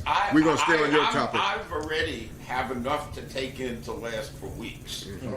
in terms of, you know, the public safety issues, the school issues, the young people. You know, this is something that concerns some of my students too. And, you know, I don't have kids at home, and I'm not coaching anymore, so I'm not on top of how young people are thinking the way you are, and so I'm listening, you know, and I spent all my life coaching and working with kids, so it's scary. But I think that kids are always reachable by someone. Yes. And, you know, folks with your experience, also they can recognize authority. Like, I worked with a lot of, you know, in the 90s with a lot of kids, you know, pretty tough kids. And they would look in my eyes and realize I was crazy. Oh, they can tell. They can tell. Okay, he's crazy. Don't fuck with him. So I ran the gym and I said, okay, here's the deal. You have any beefs, you take them outside. I took the toughest kids and I said, you're my team. Anybody steals something, you make sure it comes back. And you're going to keep the book, you're going to be my security, and I'm going to pay you. And anybody gets pizza, everybody gets pizza. I have $150 in singles. Local drug dealers come in, I say, here's the deal. I don't care what you do out there. This is everybody's turf. You help me run it, and everybody's safe here. There you go. There you And go. if anybody throws a punch, the game stops until that person leaves. I don't care if it's your parents. I don't, you know. So I did this for 4 years, and it worked. Yeah. And But- that's, yeah. And, you know, so, I can't do this now. I'm 75 years old, but somebody can do that if you get the kids in there. Right. See that's the whole thing. If we can get them in there, see, we can get everybody from this neighborhood, maybe from that corner to that corner in this building. But what about the kids in the surrounding blocks? You have to have somebody crazy escorting them in. And you know what though? I keep thinking about that all the time. And I keep thinking about Mitchell Gym, opening the back Mitchell Gym. And I say to myself, I know you can't have escorts, but maybe if we could have 3 cars up every 2 blocks, not 3 blocks, but 2 blocks. So you could hear something, you know, go 10 blocks this way, 10 blocks for an hour. Can we put, you know, so a lot of times I say we can put them auxiliary police. They got radios. Y'all put them in the street anyway. Let's put them in certain parts so that if something happened, but man, you ain't got no gun. You better keep your behind right there. But get on the radio because we got to be able to, like, you know, like you said, we got no to do gym something. should be closed. No gym. No community No center gym. should be closed. There's no more PALs. No. And all those PALs, things. you know. This is, you build housing. I don't know if you know Leroy Archibald. He was an old head from Morrisania, who ran football leagues. Okay, I know you're talking about. 85 now from, Yeah. right near that housing. Lewis Morris? No, it's right. Claremont? No, it's the smaller one, close to Boston Road. Secor something. Oh, Boston Secor. That's about me, yeah. Oh yeah, that's up his here. Leroy. Yeah, So that's up here. He Yeah. said, while we're walking through, he says, there's all the new housing, but there are no youth centers. This is suicidal. These kids have nothing to do. The schools are closed. There's no youth centers. The churches are closed. What the hell are they going to do? He's right. And it's, you know, but you need heroes. You do. And that's the problem. They- You know, where are the heroes of this generation in their 20s and 30s who are going to do what you're doing in your 60s? You know what I say about that with the heroes? I don't want to say nothing bad about the cure violence programs, but I gotta say what I gotta say, and I hope I don't offend nobody, which I am going to offend people. You're not able to do. They're not able to do their jobs because you're talking about you're in the neighborhoods, but these kids don't care nothing about me nor you. Yeah. But if we open up these community centers, and that money that they giving y'all, put y'all in these community centers, run the centers. But you had a mentality. You weren't afraid to die. When we were Spades, we didn't think we was you gonna die. weren't. I wasn't either. I didn't think I'd live to be 30. Yeah. So you need people like that to confront these kids because they can tell that you're not afraid. Yeah. of them. And you know something that's funny? You said that is right, because if you go and see muggers, anybody's gonna mug somebody, they look at in your eyes, and if you see fear in your I've eyes, never been mugged in my I know, they look at fucking me life. I've and- been through every, You should see the way I every walk. part of the Bronx. Well, look here. You know the way I think walk. I walk I'm- crazy. I'm But that's the way I walk. I'm But they know. Even at my age, they think this is not a professor. Well, see, They'll you- like me. They're like and also, I look like I'm crazy. See, you got the cop look, and I walk up and down the block on motherfucker, what the fuck? And then I get in the middle of the street, leave that little stupid motherfucker. There's something wrong with him. But you got the cop look, I got the crazy look. But not everybody can look like me and you. No, that's true. But some people do. And those are the ones you need. But we grew up in the middle of the Vietnam War, the Black Power movement, the riots, The riots, and the, we were all the love movement, hippie, and all that you know, other stuff. it's- So we were produced in a way. We all knew people who died in Vietnam. We knew people who died in the streets. Yeah. You know, I had friends who blew themselves up in their house on 11th Street. Okay. Oh, okay, You know, okay. Weather Underground. Yeah, those are my friends. You know, They were no joke back then. yeah, it was. Don't get me started. But anyway, you know, I was this close. But as I said, I wasn't good enough in chemistry to make bombs. You know, it was. But it was that. But the point. What? There was a guy who ran with a solder who was missing fingers. Yeah.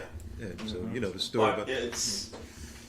But at the same time, I could work with kids because of that lack of fear. Because you didn't have no fear. I didn't have any fear. I said, you know, if you kill me, I'm still 20 years ahead of the game because I never thought I'd live this long. The only fear I think that we have at this table is that we old. Yeah, But but we don't- but the point is, if they're not people who are 30 years younger than us, To willing follow in to our do the footsteps. same thing. Yeah. Over and over. Yeah, I mean, realistically, I can't go up to a couple of people in the Bloods and Mitchell houses and say, "Come on over to the gym with me." You know, but somebody who's like me, who's 25 or 30, Can talk to, yeah. and who has something to offer them in terms of a skill, whether it's sports or it's music or dance or electronics or You said the something right that thing. they want and need. You have to have something to offer. Yeah, you have Just to like have you something tell, to you tell the offer. kids, you walk around with your pants sagging. Okay, pull your pants up. Yeah. All right, you pull your pants up. Now, what else do you have to offer? Yeah. You know what I mean? So You it's can't like just say pull your fucking pants. right. You see these Musa. kids- And Go not ahead, only I'm that, sorry, you know, go ahead. like something quick, like for instance, these kids, especially like in the drug world, they're making a lot of money. Yeah. And you gonna tell them, yo, man, you can't make that no more. And they walking around with these $2,000-$3,000 sneakers and stuff like No, you got that. to get the reality. But you're not going And to you tell them ain't got give up your nothing. money. Yeah, that's what I'm You saying. can tell And you ain't them got nothing to you offer them. make your money and then do something constructive to help Right. people. And then they come along and they hit you with the RICO law. I mean, RICO was made for the mob. Yeah. Okay? Yeah, I mean, then they start using it's, it, continue criminal enterprise. We are. And that's how they get you. We need leaders to take risks. You know what I did on Cyprus? About 3 months ago, we was down there with the church, and I was talking. We know a lot of the parents, so I was talking to a couple of kids. So I said, "Listen, man, I'm not trying to get y'all to stop what you're doing because I can't give y'all no money, and I ain't got no money." I said, "But there's something you could do for yourself to keep the police off your back. I ain't encouraging drugs, but you need to take care of your neighborhood. Yeah. You need to take care of your neighborhood. Yeah, and- That means any crime that takes place or any shooting that takes place, let it come from y'all.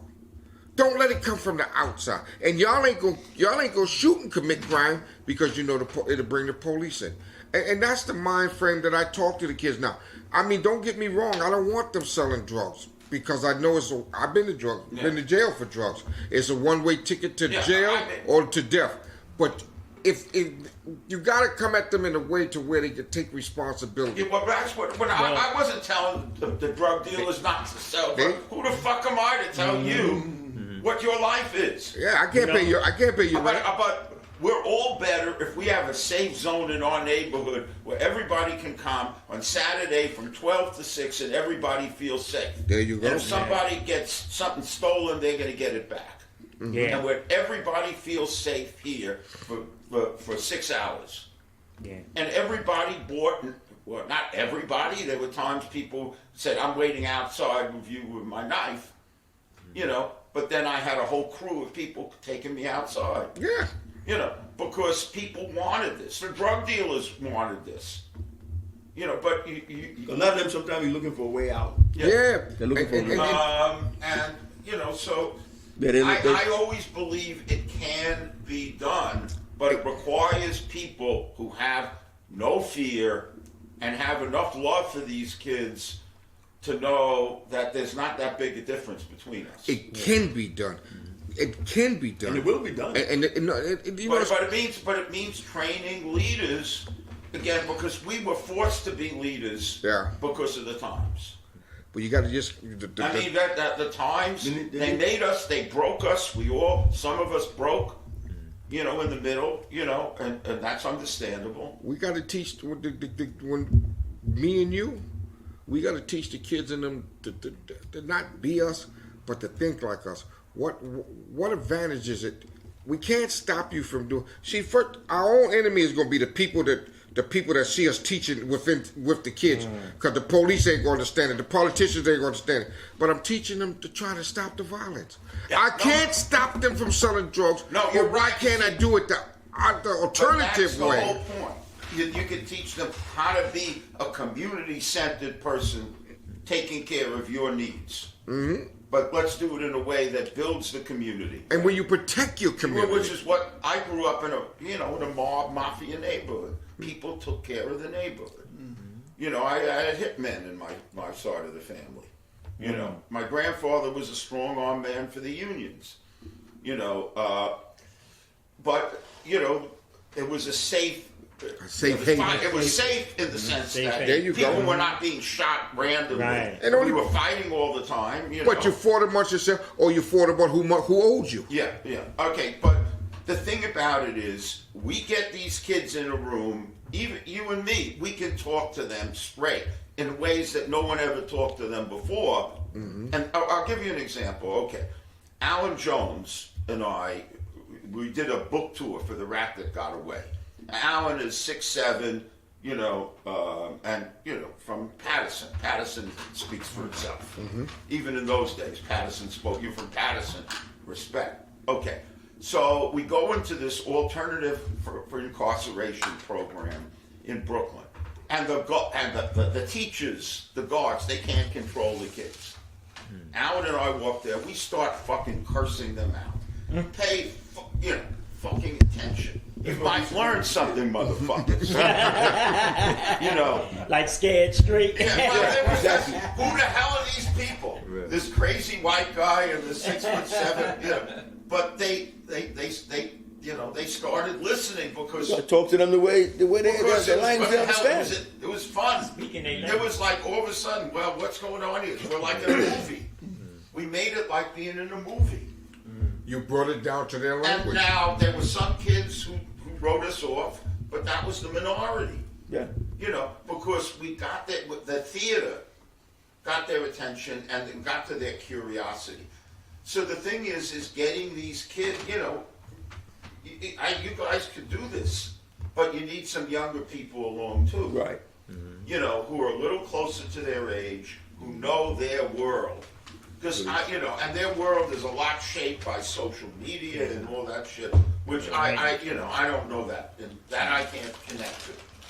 But, you know. Only drinking coffee. In order to reach them and teach them, you have to go to where they are They too. go to where they are. And If you don't expect them to come to you, you have to reach them where they you are. have to go to them Right, where and they then are. have something to offer them, but not take away anything that they have. You can't come to people and take something from them. And don't when talk they to have them very little. And don't talk to them like they're stupid. No, they're not stupid. They're not stupid. They're very smart for them to do what they're doing. You know, so I think, again, I have this feeling it can be done. Yeah. And meeting people who are doing it, it's very exciting to me, even though it's scary. And you can only talk what you're talking about. Like you said, you can only talk to the people who had boots on the ground before they go out and talk, who've been doing it, who lived that life. Jack, You know? Hi, that's how you doing? That's one of my students. Who's Okay. over. Because it can be done. You know, people are not going to understand the way we're doing it, but it can be done. Yeah, they don't have to understand the way. They just got to see the They results. just gotta And supply look the little- other. They gotta look the other way and give you some resources. Give us some breathing room and some resources. Breathing room, and don't try to micromanage this shit because you can't do it. No, they can't. Because, you know, Musa, when we first moved, we've been with Musa for like 4 years. Yeah. I've been with him like almost every day for 4 years.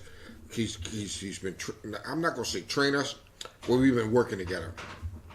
The first thing he did 4 years ago when we met each other, he said, Tiny, how many people can you get? I said, man, Musa, if I bring you 50 people, what can we do? At that time, we brought in people, he was putting people to work. Because he always said, if you go get 50 people, we got to have something for them. Yeah. Why are you out there talking to people and you don't, and this is when I started, you understand, being an activist in the community. You ain't got nothing for them. I said, well, I could talk to them. He said, Musa always said, hey, talking, it's cheap.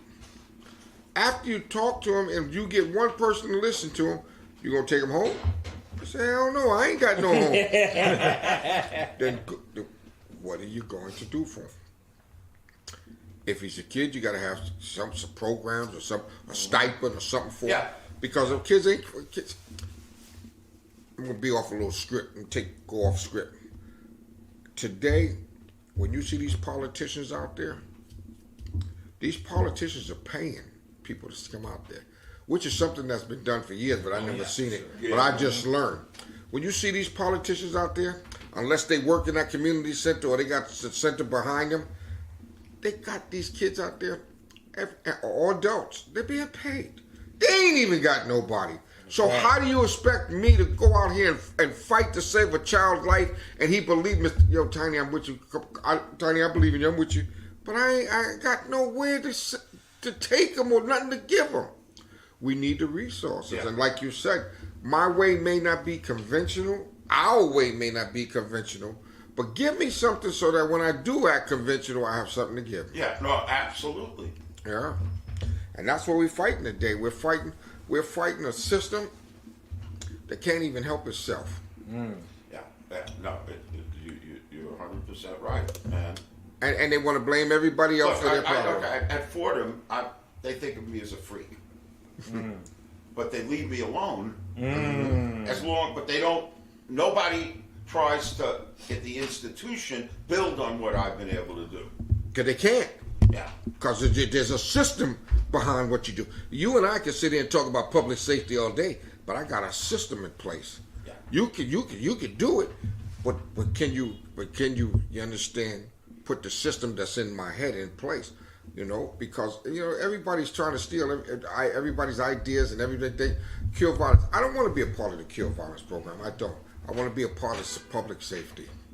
I want to bring, that's what our public safety done is, I want to bring communities together. Yeah, no, and your idea is exactly right. You're going to do what you do, but do it in a way that builds the community, that unites people, protects people, especially protects vulnerable people. There you go. Protect senior citizens, protect people with young children. You can do that and do what you do. And come out a little better. And come out a little better. Yeah. And then, you know. And it'll be an avenue that we working on, and maybe somebody else will come along. Yeah. Because right now everybody's talking about cure violence, and I'm sorry to say, cure violence, it's not working. The police department, the programs. The only time you understand the cure violence is there is afterwards that somebody shot. But you're not preventing who got shot that moment. Yeah. For their people coming back out the next day. No, like Band-Aids. you have. I mean, I think you have the best understanding of this that I've heard. But it's not going to make you popular. No, it's not.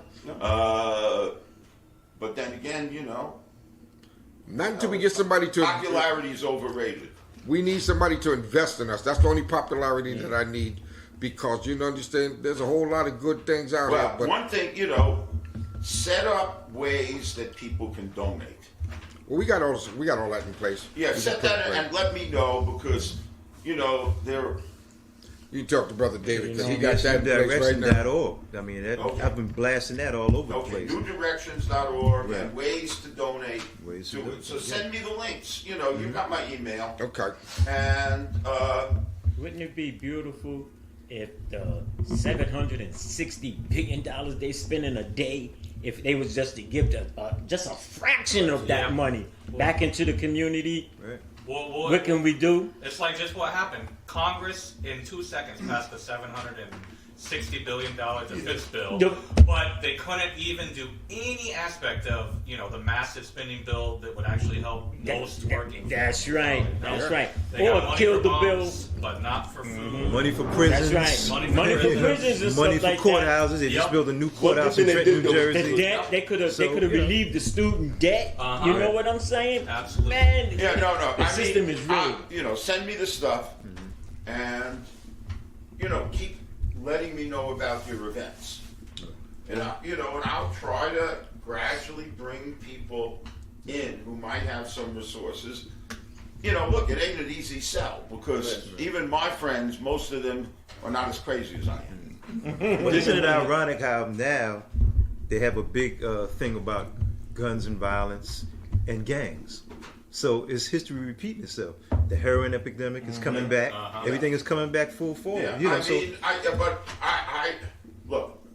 This is the bet to me. What you're describing is the best shot of we have. reaching these kids Right. that I've heard. So, hey, And one of the best ways we've been doing it on the internet. All the kids are all on the internet, all on social media. they're on it. So you have to be able to get to them wherever but they for are. me, for me, it's getting the centers open and then getting Right. people into them in ways That's what we got to sell. that you create the safe space where people, don't sacrifice anything. They may learn something. They may have some fun, and then, Even right now, okay, and I'm gonna say it just the way it is. We on the same track with everything. Even if they're not learning nothing, even if the kids could just come in and just enjoy themselves. Hang out. Okay, don't have to worry about the gunshots. Okay, that's fine. But like I said about even with the auxiliary cops, okay, you put them on the corners, 5 blocks, 6 blocks this way, north, east, south, and west, so that kids can come in from different neighborhoods. Yeah, no, it's important that you make it, but Gotta you be also safe. say, What do they call it, listen, safe you corridor? give people safe passage when the gym's open. Yeah, because Safe that's zone. the Safe safe passage. passage is more important than the gym. Because the first time one of them kids get killed or hurt going home, the gym is done. Okay, well that is a critical part of it.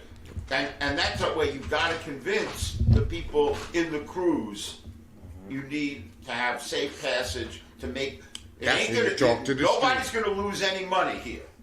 Nobody's gonna be displaced from what they're doing, but all of you are gonna benefit if you can pull this shit off. They Yeah. just offered us a position as security at one of the biggest high schools in the Bronx. Because what was happening is that the children would get out of school, then they would get on the corners and start fighting, and you have the riffraff going on. But they wanted to hire us as security to keep the kids moving. Yeah. Make sure they get to the train station. Yeah, Make sure they right, get to the yeah. bus stops. So, but again, the Board of Education dropped the ball on that.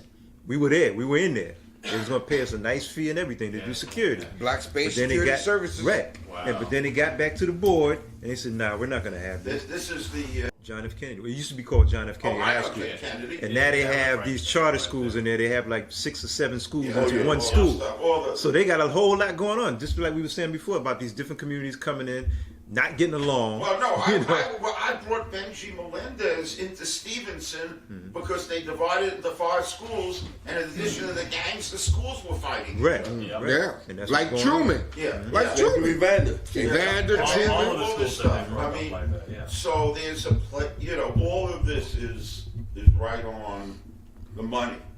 Opening up the facilities which were closed during the fiscal crisis, but also providing safe passage. Right. Those are the 2 key things. And you're on top. You understand all of this. I mean, I can talk to this, and people are go, here goes Nason again, because everybody's used to my shit, and they're used to blocking me off. because I've been talking about, closing the night centers and shutting down the music programs in the 70s, the worst thing that ever happened to the kids in New York City. Yes. There's a guy, Howie Evans, former sports editor of the Amsterdam News, said that. He was one of the first people we interviewed. And he has his whole experience in the 99 Youth Center at PS 99, where there was a guy, actually Mr. Tibbs. And he was in a gang, and there was a gang war with the Slicksters. Mr. Tibbs from Black Spades. Black Spades. Okay. You think it could have been him? Vincent Tibbs. Yeah, that's the only. A powerfully built guy, about 5'6". No. No, that's different not guy. that. No. So he said, Howie was running out to join the gang fight. He said, Howie, you're not getting through me. I can't let you get killed because you're going places. And these night centers, were really critical. But Yeah. I mean, so look, I'm going to try to write something up and send it to you. Just the idea of the two things we need: opening the centers and the safe passage. And there's a group who knows how to do this, and so you can use it. I'll write this up, to tomorrow, send it to you, and under my name, if it helps, at least I'll post it on my Facebook, which has 5,000. You make sure that you that'd be appreciated. before we leave, give it. I got your information, Brother David. Yeah, get my what? You have a business card, right? Not on me, but he knows it again. They know Okay. it. And Stephen and I are in touch every day. So I'll write up something. I got his information. No, this is right. Part of what I do is right. I do this all the time, so I could write something that makes sense, simple, but also say that here's a group that knows the realities and should be supported in making this happen. Open the centers, but without safe passage, it doesn't work. Have you ever wrote grants too? No. And I mean, I did many, a long time ago, but it's not my. That's your cup of tea. I raise money from individuals, not from because there's strings attached to grants. Right. Like my project, I raise money from individuals, like large numbers of them, because there are no strings attached, and I can use it for whatever I want. Right, I got you. That's why GoFundMe or something, but that's. I mean, obviously, a grant is if you can figure it out. There's good things if there are not too many strings, but there's nothing like money that doesn't have strings. That's Right. the truth. Yeah. That's the that's the And truth. you're not And locked because into what you're one going to specific. do, nobody's going to sign off on you right. saying, I don't care, you keep selling drugs, I just want you to do it in a community-minded way. Nobody. Nobody's gonna Nobody. Matter of fact, they gonna say, "Come on, we can lock you up for trying to for even encouraging that." Because that's what nobody, But I'm saying that aspect No, of what it. happened I know to that, me yeah. was, Yeah, for sure. with this program, they said, Mark, because everybody knew I was crazy in the youth organization. So they said, man, people are coming out of the stands to fight with the referees. The parents are fighting. The kids are fighting. We're going to have to shut this program down. This is in like the height of the crack epidemic. It's like 93, 94. Mark, will you come in and try to save this? So I just came in and acted completely crazy, but I said, here's the deal. When I'm here, you're safe. I'll protect you from the police. I'll protect you, I'll put myself between you and them, but you can't fuck with me. You even look at me the wrong way, I'm throwing your ass out of here. Some guy went like this, I said, get the fuck out of my And his friend said, is he kidding? He said, no, he ain't kidding. And it also helped I was a ball player, and I, could, hang with the better players. But point was, I had to give resources. I had to pay the kids I knew who had authority, to be the security guards and do the book, and then give them authority to make sure that nobody stole anything. And then, this was this had some like kids from middle class families and poor families that everybody got fed if anybody got fed. Yeah. You know, so I had to get some money. It wasn't a lot, but it meant something. Meant in something, that yeah. context. That it showed So that you for that 4 you care. years, but I also. Here's the thing: I had people like there were coaches and referees who were in with this, and some of them would take kids home with them when they got thrown out of their house, which happened. Because they were, you know, some of the kids came from pretty turbulent, you know, Families. stuff, and also kids knew that like anybody could just show up at my house and sit down and get a meal and watch TV sometimes, and just, you know, be safe. Yeah. You know, and there were other people. So we did it. Right. Tanya and I were talking about that the other day about just having a group session, you know, playing chess, a chess club, Yeah. a card game, Yeah. you know, all of that is time that they're not on the streets. Yeah. You can get a child in a building for 5 or 6 hours Yeah. doing something constructive. Yeah. No. you know, Absolutely. and that's the kicker. But You you know? remember what they said about idle minds? Yeah. I even got them to, I even Exactly. got somebody Idle to minds, start yes. reading That was exactly Right. right. My mom There used to was say this those book, times. The Last Shot, about basketball in Coney Island. That that you know, kids with a 7th, even though they were 12th graders with a 7th grade reading level to read, but it was about their lives. So I had them read it, and then I had big words like that I have fun with. I give them the word lascivious. What does that mean, Mark? Horny. You know, corpulent. What does that mean? Fat. You know, I just made I made it fun. Right. Yeah. And also, it was like my house was across the street from the gym, from one of the gyms. And people would just knock on the door and they comment, Mark, check out your refrigerator. You know, it was that kind of thing. But it was, there weren't, you know, a lot of people willing to do that. But you know, you are. And that's why so I'm going to write something up on the 2 things. Opening the gyms and community centers in the safe zone, and why this group knows how to do it. And I'm not going to mention mentoring drug dealers. How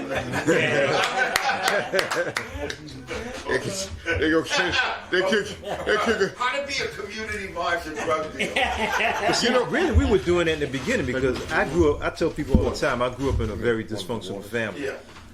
And my parents come from the so-called street gangs, and you know, so we always thought that all these people in the house were uncles, cousins.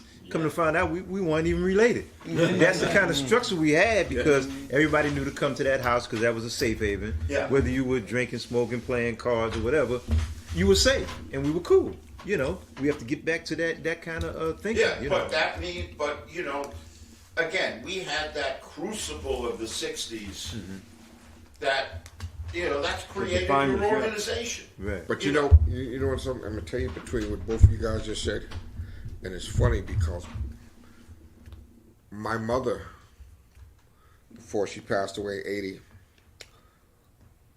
when I was in the Spades, my mother would allow all these brothers, most of them here, come to my house.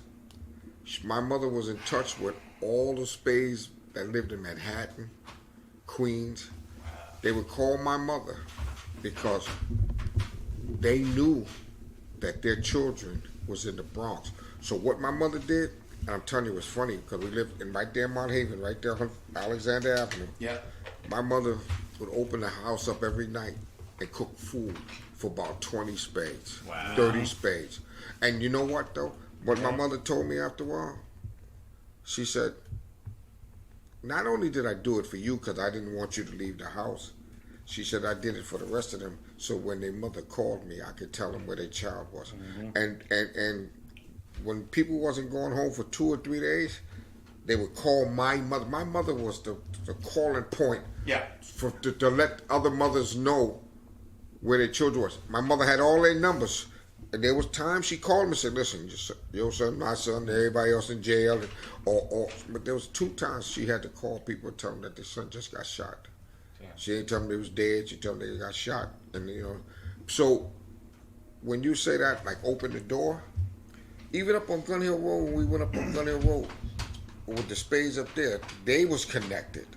And when Spades came down, the Spades that lived in Manhattan, in certain part or the west side, east side, my mother, their mothers, all their mothers, never met face to face, but knew each other on the phone.